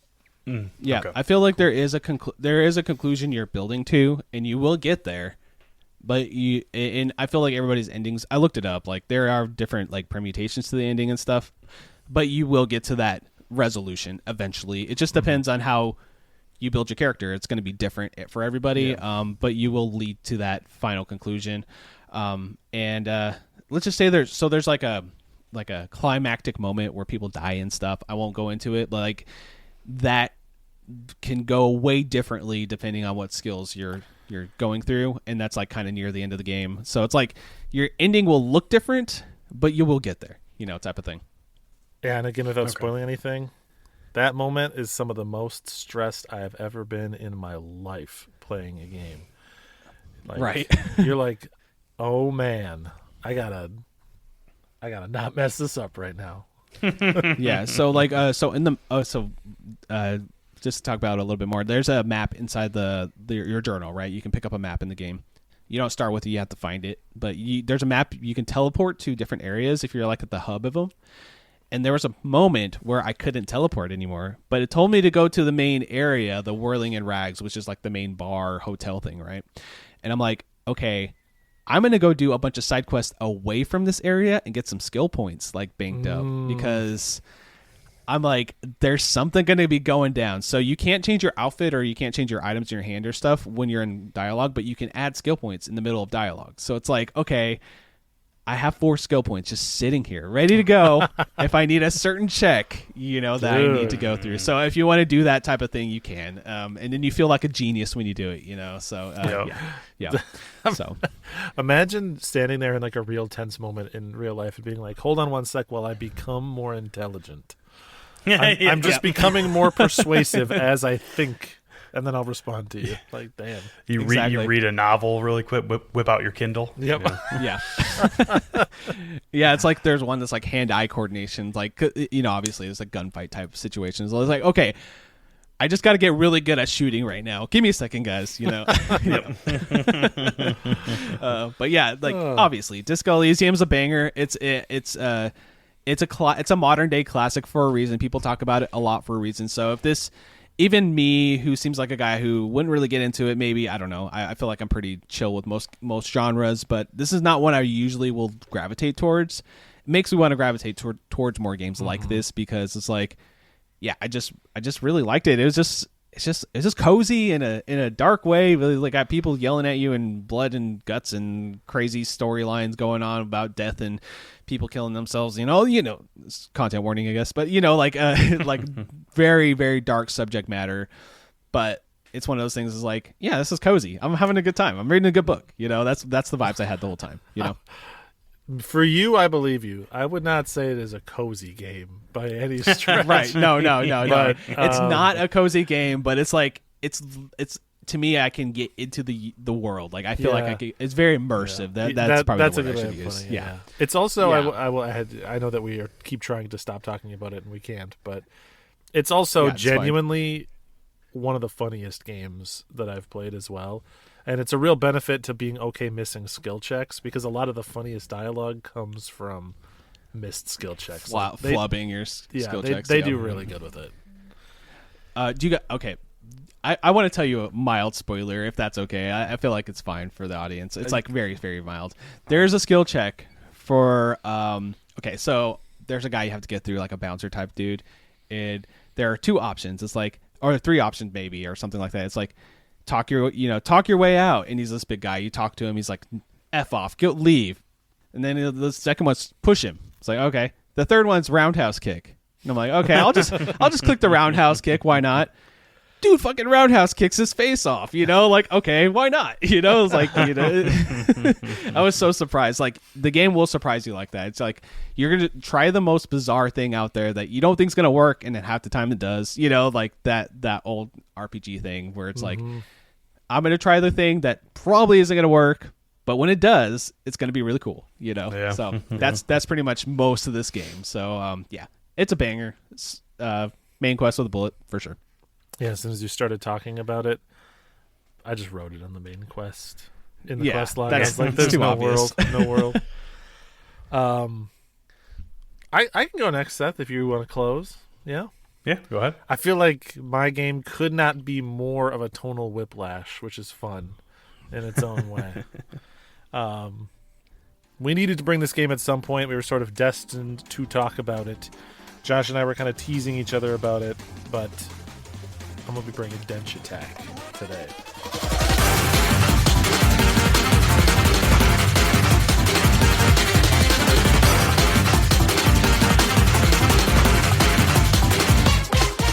No game is less like Disco Elysium than Denshattack. Yeah. Perhaps. Yeah, that's true. Denshattack came out. Actually, I forgot to write down the release date. It's a 2026 game. It came out not too long ago, within the last month. July 15th. July 15th. My birthday. Oh yeah, it came out on Seth's birthday. That's why I didn't know the specific date, because they just said Seth's birthday, and I keep forgetting the actual day. It's developed by Undercoders, which is a Spanish team that I was surprised to learn is partially responsible for the game Mail Mole, which like nobody else has played, but it's a cute little 3D platformer where you play as a mole who delivers mail. So, a little bit of a different game, but that's cool. Published by Fire Shrine, and it's available on pretty much all the modern stuff. You can get it on PC, of course, PS5, Xbox Series, and Switch 2. So, Denshattack, if you want to look it up, Densha Tack. It's the type of game that you don't need to hear me talk about it for 20 minutes to understand whether or not you want to play it. You need to see just one trailer. Nay, you need to see one GIF, and you will immediately know if you're in the pocket for this game or not.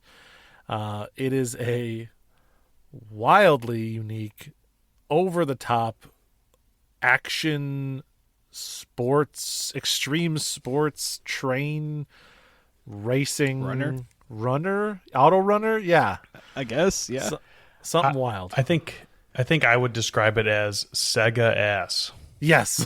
Yes, it is. Yeah, very much so. Blue skies for days, man. It is. It's like in many ways. Imagine if all of the like running parts of a Sonic Adventure level were actually Tony Hawk and or Crazy Taxi stages at the same time.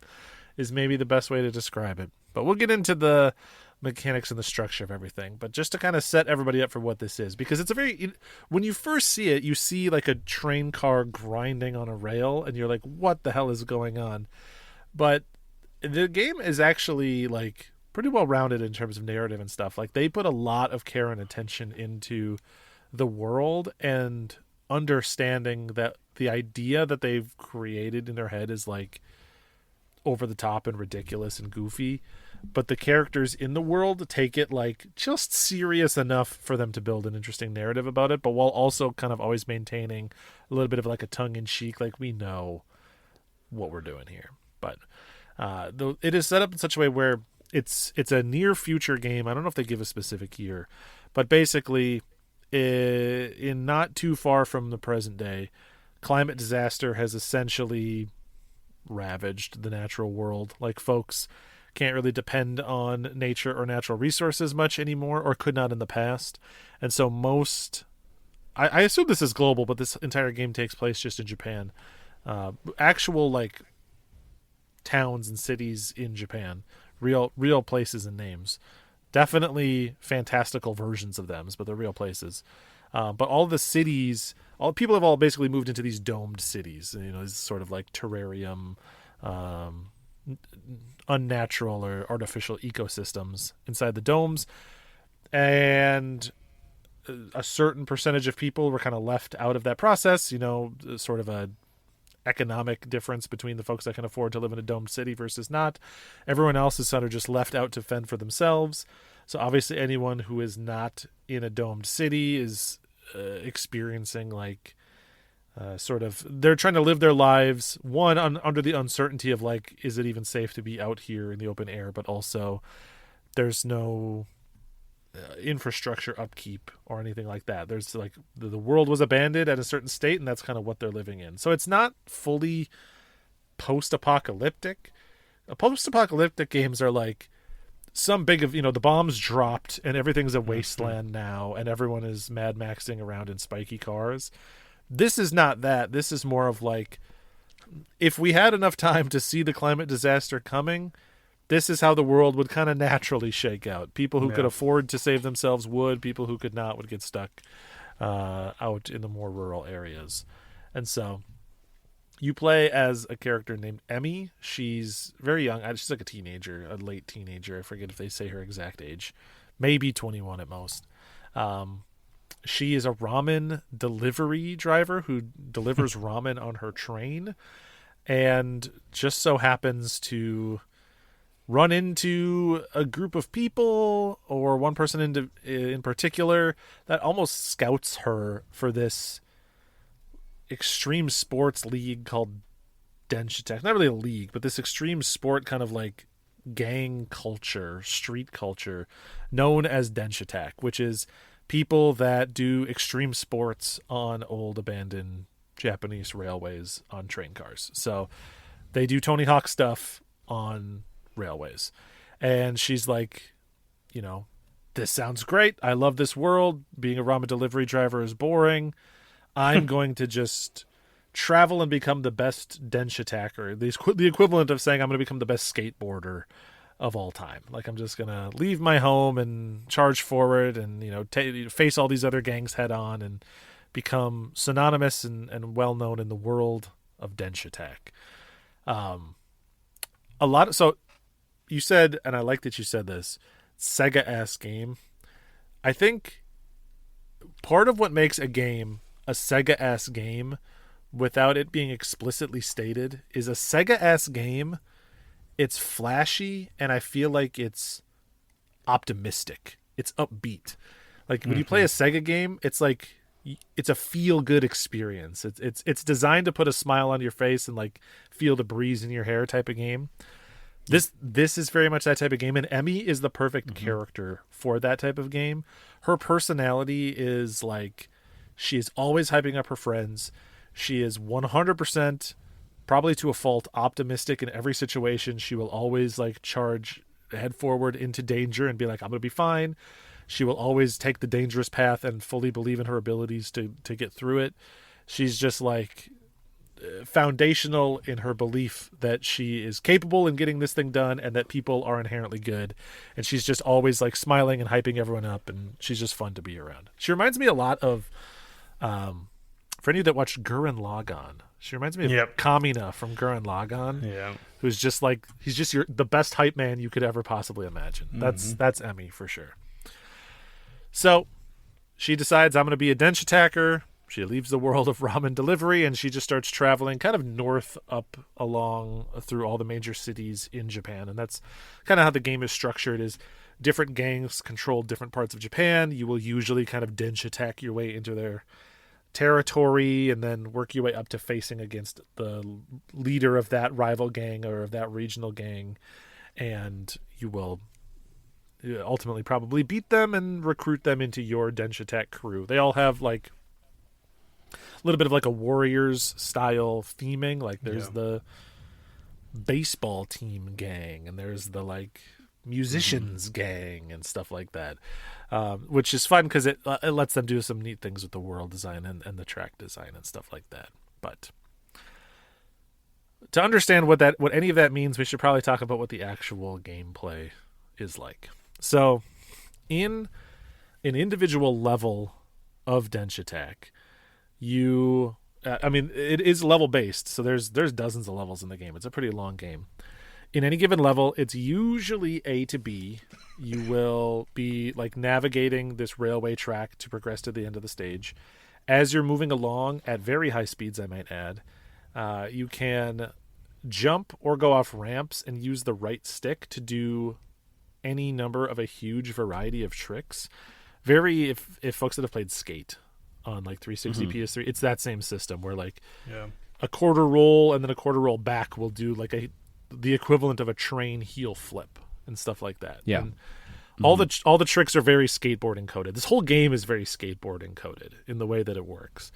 So you'll be trying to do tricks to score points. The harder the trick is, like basically the more complex the movement on the joystick, the more points that it's worth. And then, of course, you can very quickly in the game, you don't actually have this, I don't think, right away, but very quickly in the game, you get the ability to chain your moves together to build up multipliers and combos, and it works the way you'd expect. You get X number of points times however many tricks you've done in a row without crashing, and then that's your score once you ultimately land it. In these types of games, you are typically controlling a person on a skateboard or a person on a snowboard or something. Did it feel weird that you're driving a vehicle? It didn't. No.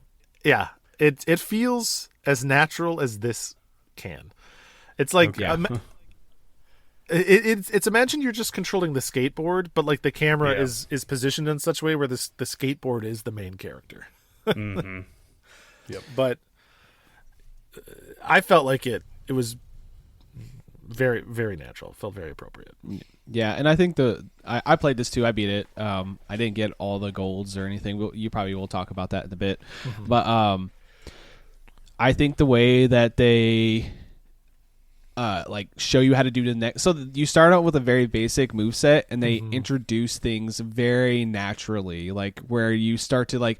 You just get more tools for that toolbox, as you play. And then by the end, you're just like, here's my Allen wrench and here's my, Phillips screwdriver, like you start whipping out all the different moves and the things that you learn throughout the entire game. I think they do a very, very good job of like teaching you the game because it is weird, like it is a crazy premise. I feel like by the end of it, they add a lot to it, but it doesn't feel cumbersome the way they introduce everything. That's my opinion. Yes, I would agree with that in like a broad view of the game. Like all the mechanics fit together very well. They fit together seamlessly. There's some that are more like foundational in terms of how you're going to move and navigate tricks and chains and stuff. There are some that are a little more, lack of a better nuanced word, a little more gimmicky, like or a little more specific to a certain area.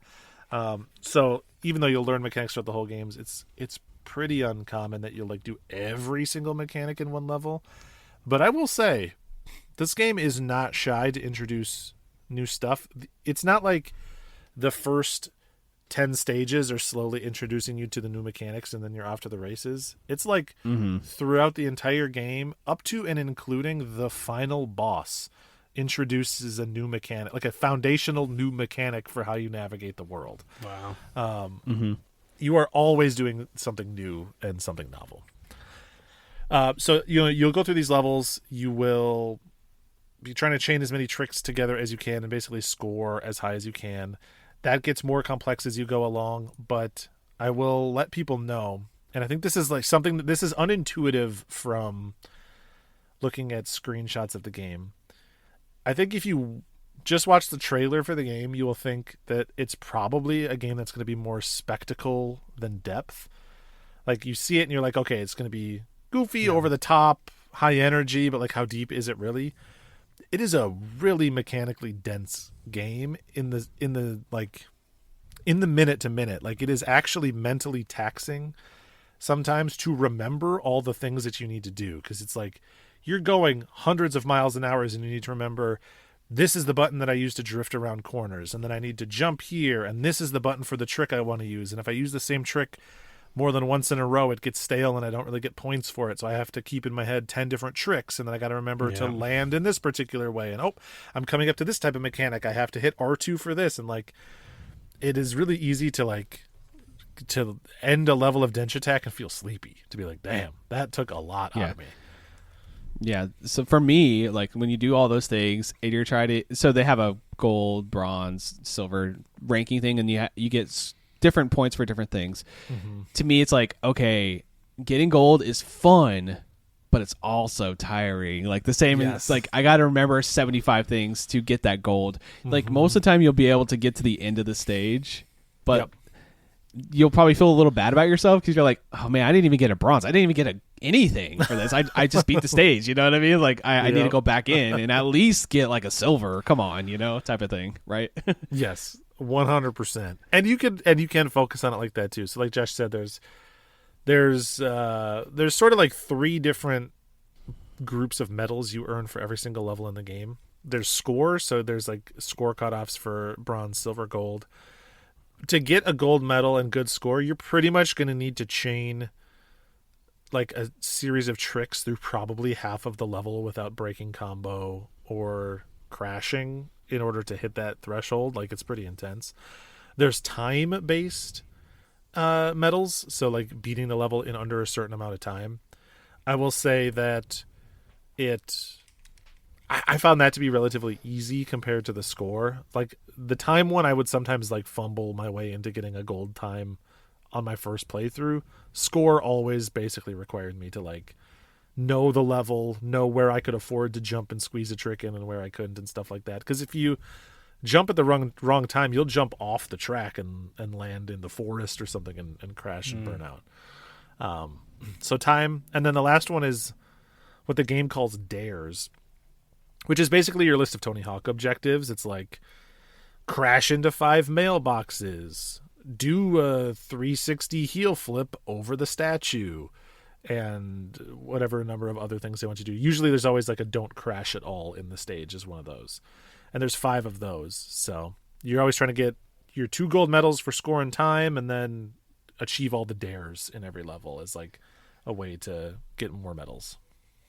For the don't crash at all, is there a way to go slow?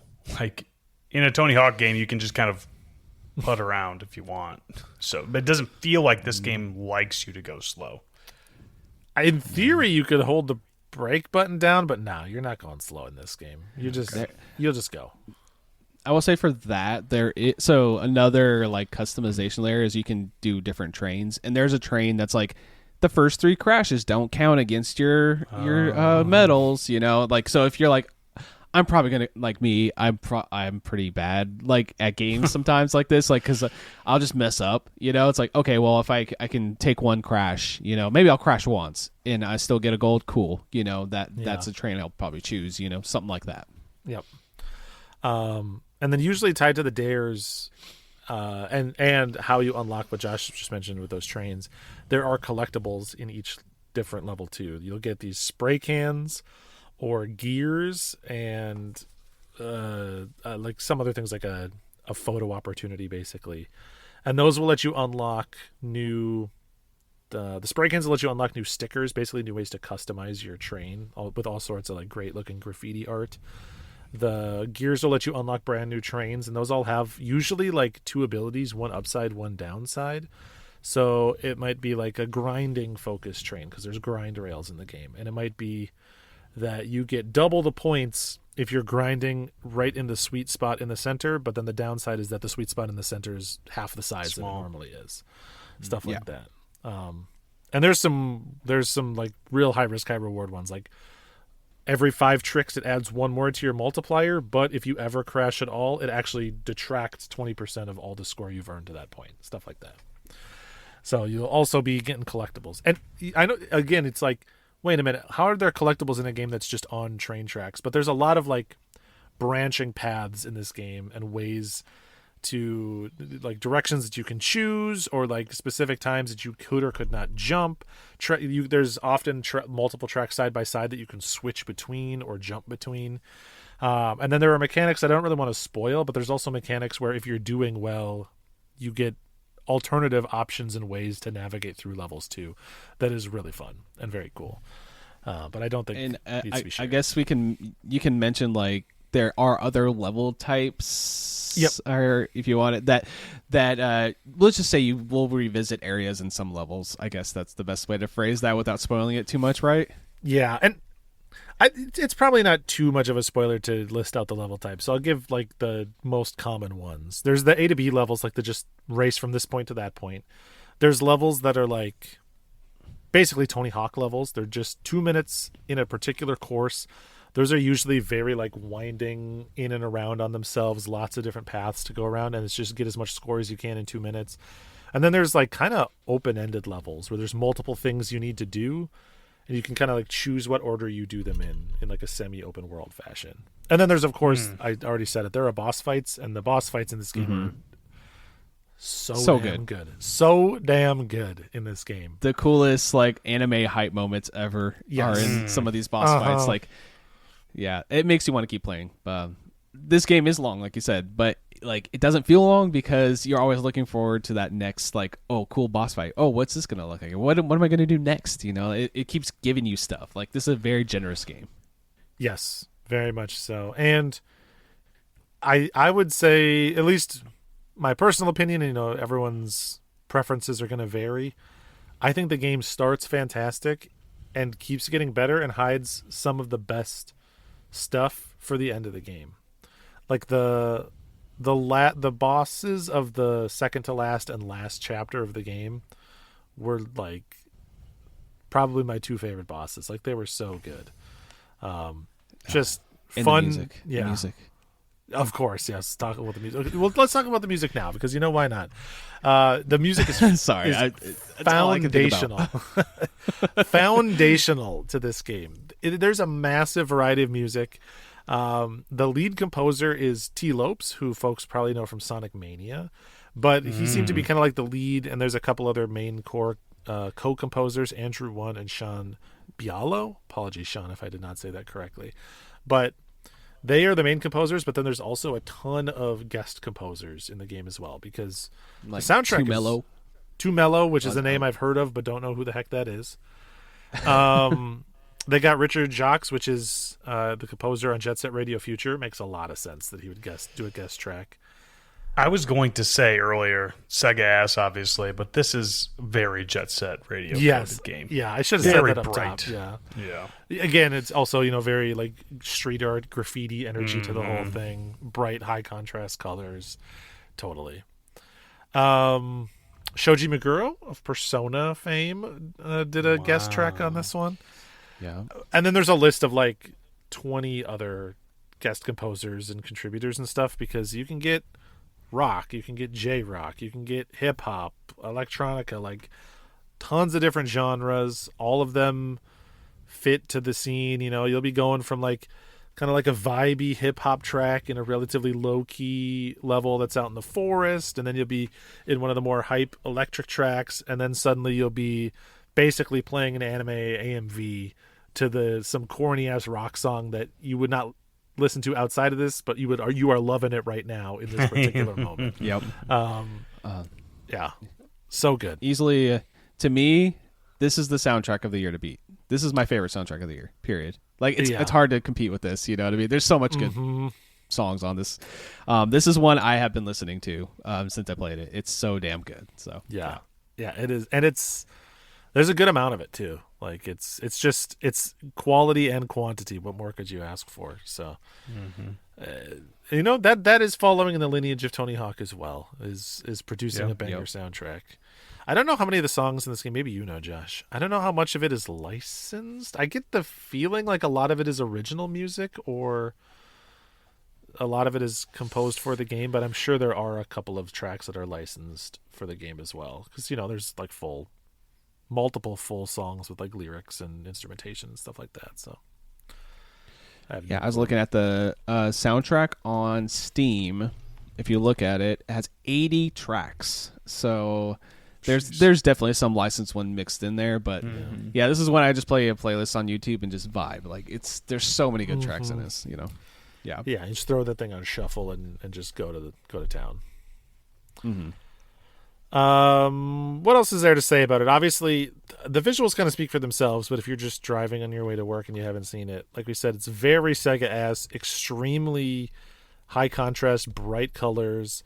It is also, it's one of those games, it kind of has the rhythm game problem where the world is surprisingly creative and dense and interesting, and you are going so fast through it that you barely have time to appreciate it. Like, if you're watching somebody else play, you can like notice all the cool little details and like fun jokes and great architecture and all this stuff. If you're playing it, you're so locked focused in that you like, you know, it's beautifully flying past you, but you almost can't even see it. It's funny because I'm looking at screenshots on Steam, and I watched you play this a little bit on stream.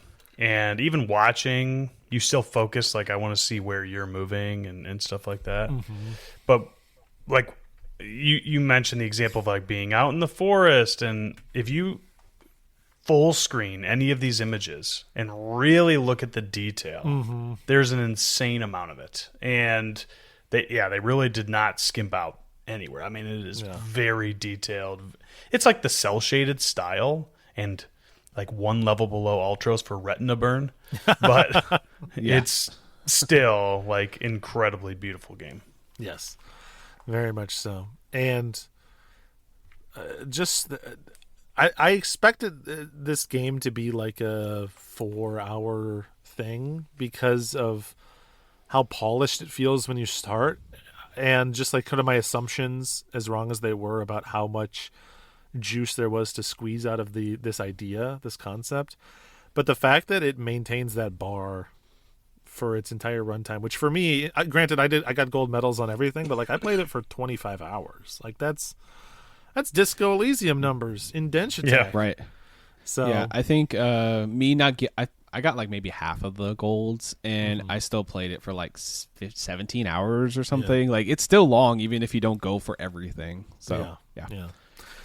It was kind of the game I was playing, and it took me. I mean, I bought it day one on launch, and I've been playing it since then. Granted, I've had some travel, but here we are a month later, and I'm finally talking about it because it just took me that long to get through. So that is Denshattack, I think. Anything big, Josh, you feel like I missed that isn't a spoiler? I don't think so. I think that it's a very kinetic game. Even if you don't like a Tony Hawk or Extreme Sports game, I feel like there is enough here for mostly anybody to get some fun out of it. Like, I think there probably is a demo somewhere. Try a demo, watch somebody play it, see if it looks like something you'd be interested in. But I don't think it's just laser focused and targeted at just like the extreme sports crowd. I feel like anybody will get some fun out of it. I feel like it's so energetic. It feels like you're watching like a shonen anime. Like it feels like it's hype moment. It has the hype moments. It has the crazy build-ups. It has the fun found family characters, all that stuff that you want from an anime like that. So if you are into that realm and you like that style of like storytelling, you're going to have a lot of fun just from that angle, let alone the amazing gameplay. So I think you hit all the pretty big bullet points. But yeah, I love this game. This is like close, it's like up there, like, one of my favorites of the year so far. Seth, any thoughts, or are you good? I mean, the only thing I would say is looking through screenshots, watching some of it is just, you mentioned like, oh, if you're not into the Tony Hawk thing, but it is incredibly inviting. Yes. Like it's hard not to like look at any screenshot and smile. Like it is just a very colorful, inviting, warm game. That you don't get all the time. You certainly don't get with Disco Elysium, right? But you play it for different reasons, obviously, right? So, yes, exactly why it felt like a perfect contrast to follow up Josh. So, yeah, if it's not clear, Denshattack for me, it's a main quest. I loved this game. I'm sad to see it end even after 20-something hours. Like Josh said too, this is very much in contention for like the top half of my game of the year list at this point. Like this is one to beat for 2026. Rare is the game that you see like months before it comes out and immediately you're like, oh, I can't wait to check that out. You're super excited for it. You buy it day one, and then immediately upon starting it, you're like, oh, this is way better than I thought it was going to be. And then you just get that for 12 hours, 20 hours, however long you play it. So, yeah, Denshattack rules. Fantastic game. Main quest for show. Yeah, it's like you see the gifs of it. You're like, there's no way it's gonna hold up, and then somehow it holds up and then gets better. Yeah. So yeah, they nail it. It's the type of game that you just can't wait to show to your friends. Like, you got to check out this game, man. Yeah. Okay. Well, I suppose that means we're shifting. And I would sometimes say, oh, we're going to have a huge tonal shift, but not so much. Oh. Surprisingly less tonal shift than you might think. Okay. Mostly because I would say, and you guys can agree or disagree, that Denshattack is a zany game. It could be described as zany. I also played a bit of a zany game. A game that I know for a fact that one of you has looked at, and it's mostly because Josh wish lists half of everything under the sun. Yeah. So I don't know if you even remember wish listing it, Josh. I know sometimes we've done that, but I did see your name pop up next to this one on Steam. I did not play it on Steam, which will appeal to the other one of you. I played this on PlayStation. This game is called Future Night.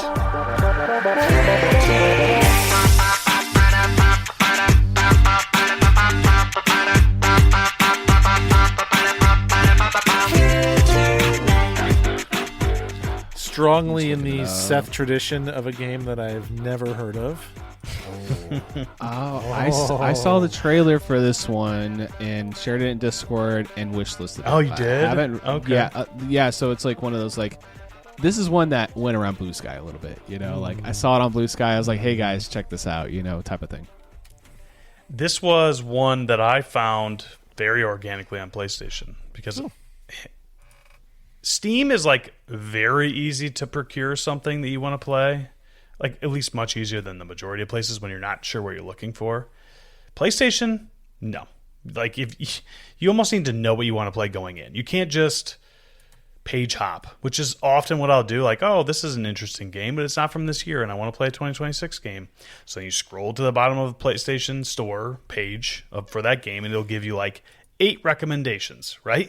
And you just kind of keep falling down that rabbit hole until eventually you find something that's like, that might be the thing I want to play that isn't complete bottom of the barrel trophy chasing shovelware, whatever. Yep. And I thought initially that maybe Future Night was that, but it was not. I thought maybe it could have been one of those types of games, but it is a very interesting game with a very interesting aesthetic. But before we get to that, it released this year on August 13th, so 10 days ago, which I didn't even realize at the time that it was that new because I must have bought it like 2 days after it came out. Developed by 2 studios that came together. Aeternum Game Studios, which I don't really know that well, but the other one is Studio Koba, who did Narita Boy. Did you guys ever play Narita Boy? I have not, but I'm aware of its reputation. Yes. I played Narita Boy for a period of time, and I did not finish it. It was a few years ago, probably with intention to bring it here. But it's sort of a slow-paced game, and I was like, I don't know if I'm in a mood for that. I need to go back and play it again, but certainly they have a pedigree with that game. So it was released, as far as I can tell, on PC, PS5, and one of the Switches. I see that it's on the Nintendo Store. I'm not sure. I'm assuming at least Switch 2. I did not see that it was on Xbox. It could be. I didn't do as much research along that. But I know it's on those 3 at least.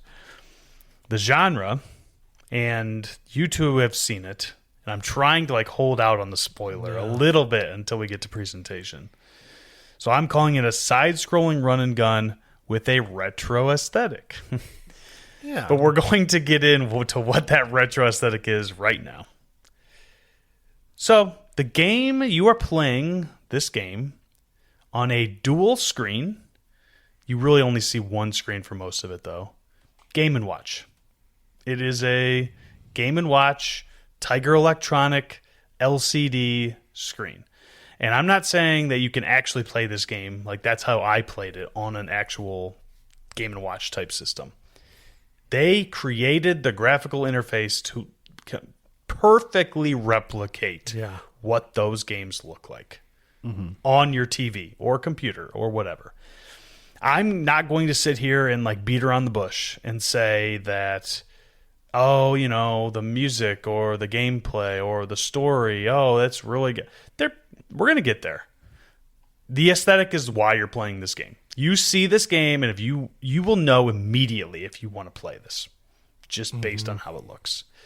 It goes so far as to do the old Tiger Electronic Game & Watch thing where they only have enough whatever in those chips back then to be able to represent small, like, dot matrix guys or whatever they call them, LCD dot matrix looking guys on the screen. And they have, like, very muted color backgrounds on the back half of the screen. So your character moves around on the front. I mean, I think a lot of people have played this type of retro system at some point in their life, or at least seen somebody play it. But the background is just like painted on. I don't really know exactly like what it ghost, is. It's, right? Ghost yes, image. yes. It's like, a couple of trees or whatever. A lot of times they'll have that background will be like an enemy that will then appear. Right? It maybe looks red, and then it'll appear black whenever you get to a part of the stage that you then have to fight that enemy. That is exactly what Future Night looks like, except for it plays like a modern game. It isn't janky and like 10 frames per second like those old LCD type screen games are. You're moving pretty fluently. I will say it gives me some like Cuphead vibes with how things move on screen. It's doing the LCD screen Cuphead thing. Like that's what I would say for it. The HUD is nice. You're on the bottom screen. That's like where you play. And on either side of the screen, it gives you like the health bar for Future Night. It gives you the health bar for Two More and like their energy. And I'll kind of get into who Future Night and Two More are in the future. Also, it tells you on the top like how many triangles you've collected, which are collectible in this game, how much money you've collected as you've been playing. But the shell of the LCD screen is all there. Like that's part of the kind of what you're here for. You feel like you're looking at one of those screens. This is a big deal. What are your guys' thoughts, I suppose, on Josh? You got to see it and obviously thought it was exciting enough. Yeah. Yeah. So what are you guys thinking about this? Go ahead, Steve. I've been watching this trailer loop the entire time you've been talking, and I'm not bored of watching it. Yeah. Something about the way that they absolutely nail. There's like a subtlety to the way that like this like desaturated color that a background of an LCD handheld has. It's like it's an aesthetic that I didn't even know I was aware of until I see it here, and suddenly I'm like, you have shown me something I didn't even. You've like pulled something into the forefront and put it in front of my eyes specifically to impress me and how well you've emulated it. And they're really fluid, like you said, very Cupheady kind of like big sprite, big boss animation. It pairs with it kind of naturally in a way that like feels good. I already have wishlisted this game and put it in my notes doc as a high priority game to play in 2026. So I'm hoping when you talk some specifics of the gameplay that you don't tell me that it's all sizzle no steak. Right. Yeah. This to me, this is one of those games where like, how has nobody done this before? That's what I thought when I first saw it. It's like, how has this not been a thing that we like? Should be an aesthetic that, like we have the 8-bit games, you have 16 bits, we have the N64 platformer style now. We have all these styles. Why hasn't anybody done this? Maybe somebody has, but this is the first time I've seen it. Really. It's certainly cool. In the spotlight like this and done so I'm not understating this so well.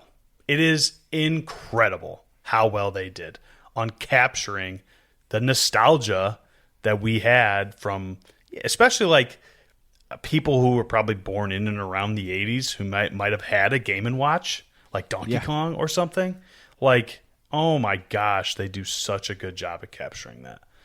And I was born in the early 90s, but I played the Game & Watch games on Game Boy, which they spruce up, but you can also like play the classic Game & Watch version. And that's where I remember like this type of thing from. And it's so cool. It's so good. I don't think I ever stopped smiling just playing this game based on how it looks. But we will move on. from the way it looks. We'll move on to music. I'll preface it by saying this is in the most loving way, I mean it. And this is where it's kind of like Denshattack in a way. It is Japanese as hell. It is Goemon. It is so... you know who it reminds me of? A lot of like the bad guys in this game remind me so much of Imukuni from the Pokemon trading card game.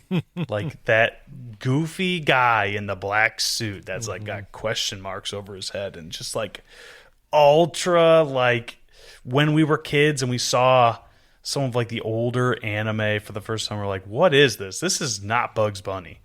Like that is kind of what this is capturing. It's going for that 80s Japanese aesthetic, and it's awesome. I love it so much. It is so cool. But the music is in that same vein, weird as shit. It is a strange OST, and I notice I did not say bad, because it isn't bad. It's actually quite good, and I would certainly listen to several of the tracks outside of the game. But they did this thing where it's like, it's upbeat for the most part, but also kind of like just strange. And I think every single song has somebody doing what I could only describe as mouth noises. Like someone's mouth is the instrument. Like bum, bum, bum, bum, bum, bum, bum. Like that type of thing. Every single song has somebody sort of like humming or not singing. They're not really singing. They're like just like making noise. Yeah. You can probably hear some of it if you guys are listening to the trailer at all. You can hear some of it. Yes. Yeah. It's. I was like bumping my head to it, but I'm like, this is kind of weird and bizarre. But I'm like vibing, the whole time. The 30-second trailer you get here, 30-second snippet, right? Yes, and you wouldn't think you'd like, oh man, will this get old? No, not really. I listened to it. I enjoyed it. I was tapping my toe. And it goes surprisingly well with an action of a run-and-gun style game. So, yeah, it's good. I enjoyed the music for what it is, for sure. As you can imagine, for a game like this, the story beats are also weird as hell. You play as a guy named Future Knight. And technically, I think you're two more. Like, Two More is technically the main character. So, Two More is a play on words for tumor. And you're like a face. It's almost like, Krang, I guess, from, like, TMNT, where you're like an entity inside of a body. And so you can run around as Two More separately from Future Knight, and as, obviously, Future Knight when Two More goes into Future Knight. But you kind of find out right at the beginning of the game that your goal, you're literally a knight from the future, and you're sent back to the past to stop the lady from the past from brainwashing civilization and turning everyone into like crazy zombie people and destroying the world, basically. And when you hear lady from the past, you're like, oh, it's probably, some evil woman. It's literally an elderly lady who lives in a nursing home, probably 80-ish, and the entire game you're like, how did this lady take over the world? Like, you're trying to figure it out. You have no idea why. So honestly, truly the story isn't why a lot of people will play this game, but it's pretty legit. Like, it's actually kind of good. Nice. And has a cool resolution. I enjoyed it for what it was. But that will bring us to gameplay, which it's a run and gun. So people will enjoy, especially if you are into the run and gun style or genre, and I think most people in that are into that will enjoy this game. There are two modes, as I already mentioned. Most of the time you're going to be playing as Future Knight. You're going to be shooting stuff. There's a dodge roll, which is amazing. I always love a dodge roll. And it gives you iframes. You can just roll through enemies. You can roll through. Like maybe a guy's holding like it almost looks like a pot lid, but he's using it as a shield. You can just roll through in the back and start attacking on the backside. You've got like a melee that you can use that I've used probably less than I should have. But the really weird thing about this game that I feel like most run and guns, if any, don't really do, is that you are Future Knight And at any time, you can launch 2 more out of Future Knight, making Future Knight, the big body form, like go into this still state where he almost blends into the background of the LCD screen for a moment. And now 2 more can run around and do his stuff. He's got like an ultra powerful beam blast thing that basically kills everything, every normal enemy in 1 hit, and does a lot of damage to bosses. So you might think, okay, play the game as 2 more. He's obviously strong. He is. The issue is that if he takes a single hit, you're automatically dead. He's only got 1 hit point. Future Knight has 3, and if Future Knight loses all 3 hit points, then you're automatically 2 more after that. And then it takes like a few seconds to be able to recall Future Knight and be back at full health again in Future Knight form. Nice. So the kind of back and forth that you're doing constantly is you might be getting hit once or twice as Future Knight. You're down to 1 hit point as Future Knight. Now find a gap where I can launch 2 more out, maybe do a little like some burst damage. Because as 2 more is outside of Future Knight's body, he heals. And you can press L2 on the PlayStation controller and go immediately recall Future Knight to you. So it's like this back and forth little bit of rubber banding that you're doing where you're fighting as Future Knight most of the time, getting burst damage, becoming Future Knight again. There are going to be a lot of sections that you must play as 2 more because it's just too small, and 2 more is a lot smaller. So you have to play as 2 more to like go through them. The triangle is like the collector part of the game. There are 75 total triangles, I believe, in the game, 3 per stage. And so, yes, it's extremely fun, honestly, to go after those triangles. Like, especially, you hear trophies are going off. Like, I collect all triangles in stage 1. I get a trophy for that. No, who doesn't want to do that? But the triangles are often pretty challenging to get to. So if you're the type of person who doesn't really care to collect stuff, you don't have to go for the triangles. Just that extra little bit for the collectors out there, I suppose. And that's fun, right? They didn't have to include that part, but you give that to the people who enjoy it, and they're going to enjoy it a lot. I believe that you also have to collect all triangles to fight the secret final boss, too, which is extra incentive to do it. The money you collect is purely for like aesthetic purposes. All the money you collect can be used in the like meta shop to buy different colored and designed shells, which is cool. Like you don't have to do that, but it's fun. Yeah. Yes. Trying to think if there's anything else. My question for you, real quick, is I know you guys are, both you and Steve are pretty good at video games. Like, how is the difficulty level in this one? Like, for like the average gamer, is it a tough game? Are we looking at Cuphead levels? Are we looking more like something a little more manageable? It is, I would say, much more manageable than Cuphead. Okay. You're not going to be banging your head on the wall forever. The dodge roll helps a lot. Even you don't even really have to use it. I mean, you're going to get hit here and there, but the nice thing, like I mentioned, is being able to just heal yourself at any like moment where you had a little bit of extra time.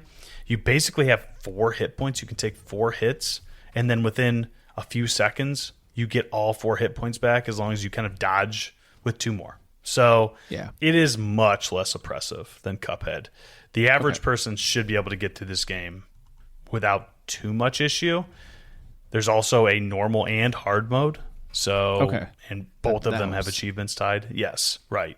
So people that just want to play through the game, play through the normal mode. It's not going to be crazy hard. Yeah, you might have to take a couple tries on certain bosses to like get the patterns down, but you're not going to be banging your head against the wall for hours. This game shouldn't take longer than, I would say, 5 hours for almost anybody.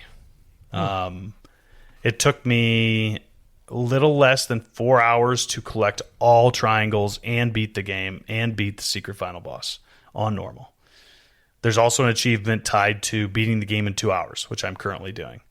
Obviously, there's also achievements tied to like beating the game on hard and stuff like that. But this is a very manageable run and gun. So you could even call it like, I don't know, I've not really been into run and guns before. this is something that I would recommend to people who are like a little squeamish about the genre, too hard. Like, this should be a game they should try. Beautiful. The last thing I'll say about gameplay is it is, especially at the beginning, a little bit clunky, kind of changing forms and stuff like that, because each character has their own set of controls. So you're used to playing as a Future Knight for the majority of the game. You go into 2 more, and now all of a sudden, especially if you're in a dire situation where if you get hit, you're going to die, you're like, oh, I need to like switch my brain to the other mode so I can figure out how to maneuver through this really quickly and then become Future Knight again, right? Fortunately, they give you a very powerful attack to help with that, but you do lose your dodge. You still have like a dash, but it doesn't give you iframes as 2 more. So, yeah, hopefully you kind of manage. You're pretty often looking at the left side of the screen to check what Future Knight's health is, trying to manage through that and make sure you're being a little bit more agile, I suppose, if you're at lower health until you get through an area. Every once in a while, it'll stop you on a screen, make it very like LCD screen type of game, and make it so, okay, you have to beat this wave of 5 enemies or whatever, and they'll come in 2s and 3s or whatever, and you have to do that, and then it'll say go go go go. It'll put like a thing on the screen, like with a finger that says keep going, like your standard beat 'em up type of thing. Mm-hmm. Okay, that will lead me right to where I'm going to put on the quest log, unless you guys have any other questions before I do so. No, I'm curious to hear. My comment is, I am going to play this. Like, I wasn't sure about it, but even before you put it on the quest log, it's in my cart, and I'll probably play it. Like, you said 5 hours too. I'm like, damn, this is like a perfect like handheld Steam Deck game. Like, I'm just gonna Josh, you'll be laying in bed playing this like in a couple days. 3.5, probably. Unless you get the collecting bug and that's what you want to do, then maybe closer to 4. But okay. Yeah, I'm pretty sure you would beat it pretty quickly. Okay. All right. Yes, it's got a few things. Piss me off a little bit, I suppose, about kind of the control scheme. And unlike Denshattack, it teaches you everything right out of the gate and expects you just to figure it out. So that is a little frustrating. It can feel a little clunky. It I guess captures that LCD screen thing in that way. Those games were always a little clunky. But man, this is a main quest. This is a main quest. Dude. This game's so good, and I would argue Narita Boy, pretty cool game. I feel like this dev always goes for like really cool aesthetic, because Narita Boy very much has that too. I would say I would not be surprised at all if a lot of people didn't think that, as long as they play it, if they didn't think that this was one of their best, if not their best game that they've come out with. It's 10 days. It's only been 10 days since it released, but it currently only has 60 reviews on Steam, which absolutely blows my mind. I would have thought that this would have been like, an indie game of the week type of thing, where it's like, wow, this is something. So I just, hopefully, our little platform here will get more people to check this game out, because this thing, I don't know, it's just so unique. People need to play it. So that's Future Knight, and it's on the main quest. At worst, you sold 2 copies to Josh and I. So heck yeah. We're in. Right. Yeah. Yeah. Yeah. It's like it's one of those ones where I'm killing time. I'm scrolling social media. I see it. I'm like, okay, wish list. That's why I have like 500 wish lists. Is I just wish list it instantly so I don't forget about it. And then I shared it. It just kind of went out of my head. But then you just kind of highlighting it again. I'm like, I just played a really dense story game. This is a Maybe I just need to cleanser shoot some stuff in a cool art yes. style. You know what I mean? And I hate to admit my own character flaws here. Yeah. But you telling me it's on PlayStation, and as you're talking, looking it up, and it's like, it's got a pretty fun trophy list. Like, I want to go through and get all these trophies. Like, I am absolutely digging it, because I'm not the Steve of the world, right? I don't, I played a game, I'm going to try to platinum it someday, right? I don't know, it's not the same for every game you play. But this game, there's only been one guy on PSN Profiles who's gotten the platinum so far. So, in 10 days, that's, pretty not easy, but still exciting. And looking at the list, I'm like, I can absolutely do this. Like, I absolutely want to be one of those people who have platinum this game. So, yeah. Awesome. Very cool. Well, we brought some great games, good variety today too. We got Disco Elysium, which is just like it's a modern day indie classic. Main quest. We got Denshattack, crazy Sega Energy anime, amazing game that I really enjoyed. That's a main quest, and we got Future Night, which is just like cool. Like we got. Really, today we got the indie and the obscure because we got Future Night, which is more obscure, and it's a little one you might look at and go, "Oh my god, that art style's cool." But I don't know if the game's any good, but obviously it's good because it got a main quest. So I think it's a pretty good little variety we got there.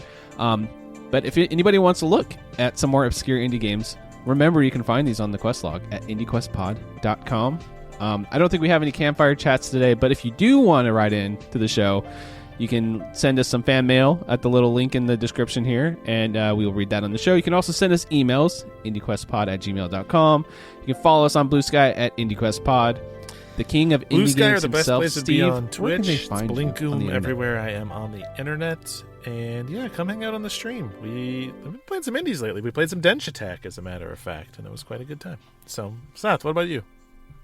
You can find me on Blue Sky at Captain Drachma, and of course in the Polymedia Discord. Best place on the internet. And if you want to get in the Discord, head over to Patreon, search up Polymedia, jump into the tier that gets in the Discord, come and chat with us. Josh, where can they find you?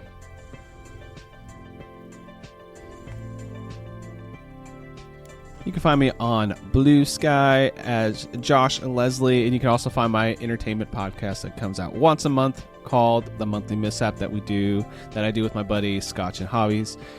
And you can also find awesome podcasts on the network at polymedianetwork.com. And I think that's going to do it for our show today. I mean, I really enjoy. I know it went a little long because of the game show, but it was so fun. So yeah, I want to do that again at some point. We got to do it again. So I'm going to go ahead and roll out the royal carpet, give you your scepter, and everything like this. Why don't you close us out? The king, the high mark of the king of all indie games. I don't know what I'm saying anymore. Steve, I do decree on this day. I don't know when it'll exactly release, but as of recording it, August 23rd, 2026, to be Indie Video Games Day, and I demand you all play at least 3 fantastic indie video games between now and the end of the week. Thank you for listening. Get your taxes in. Good night. Gotta throw the taxes out there.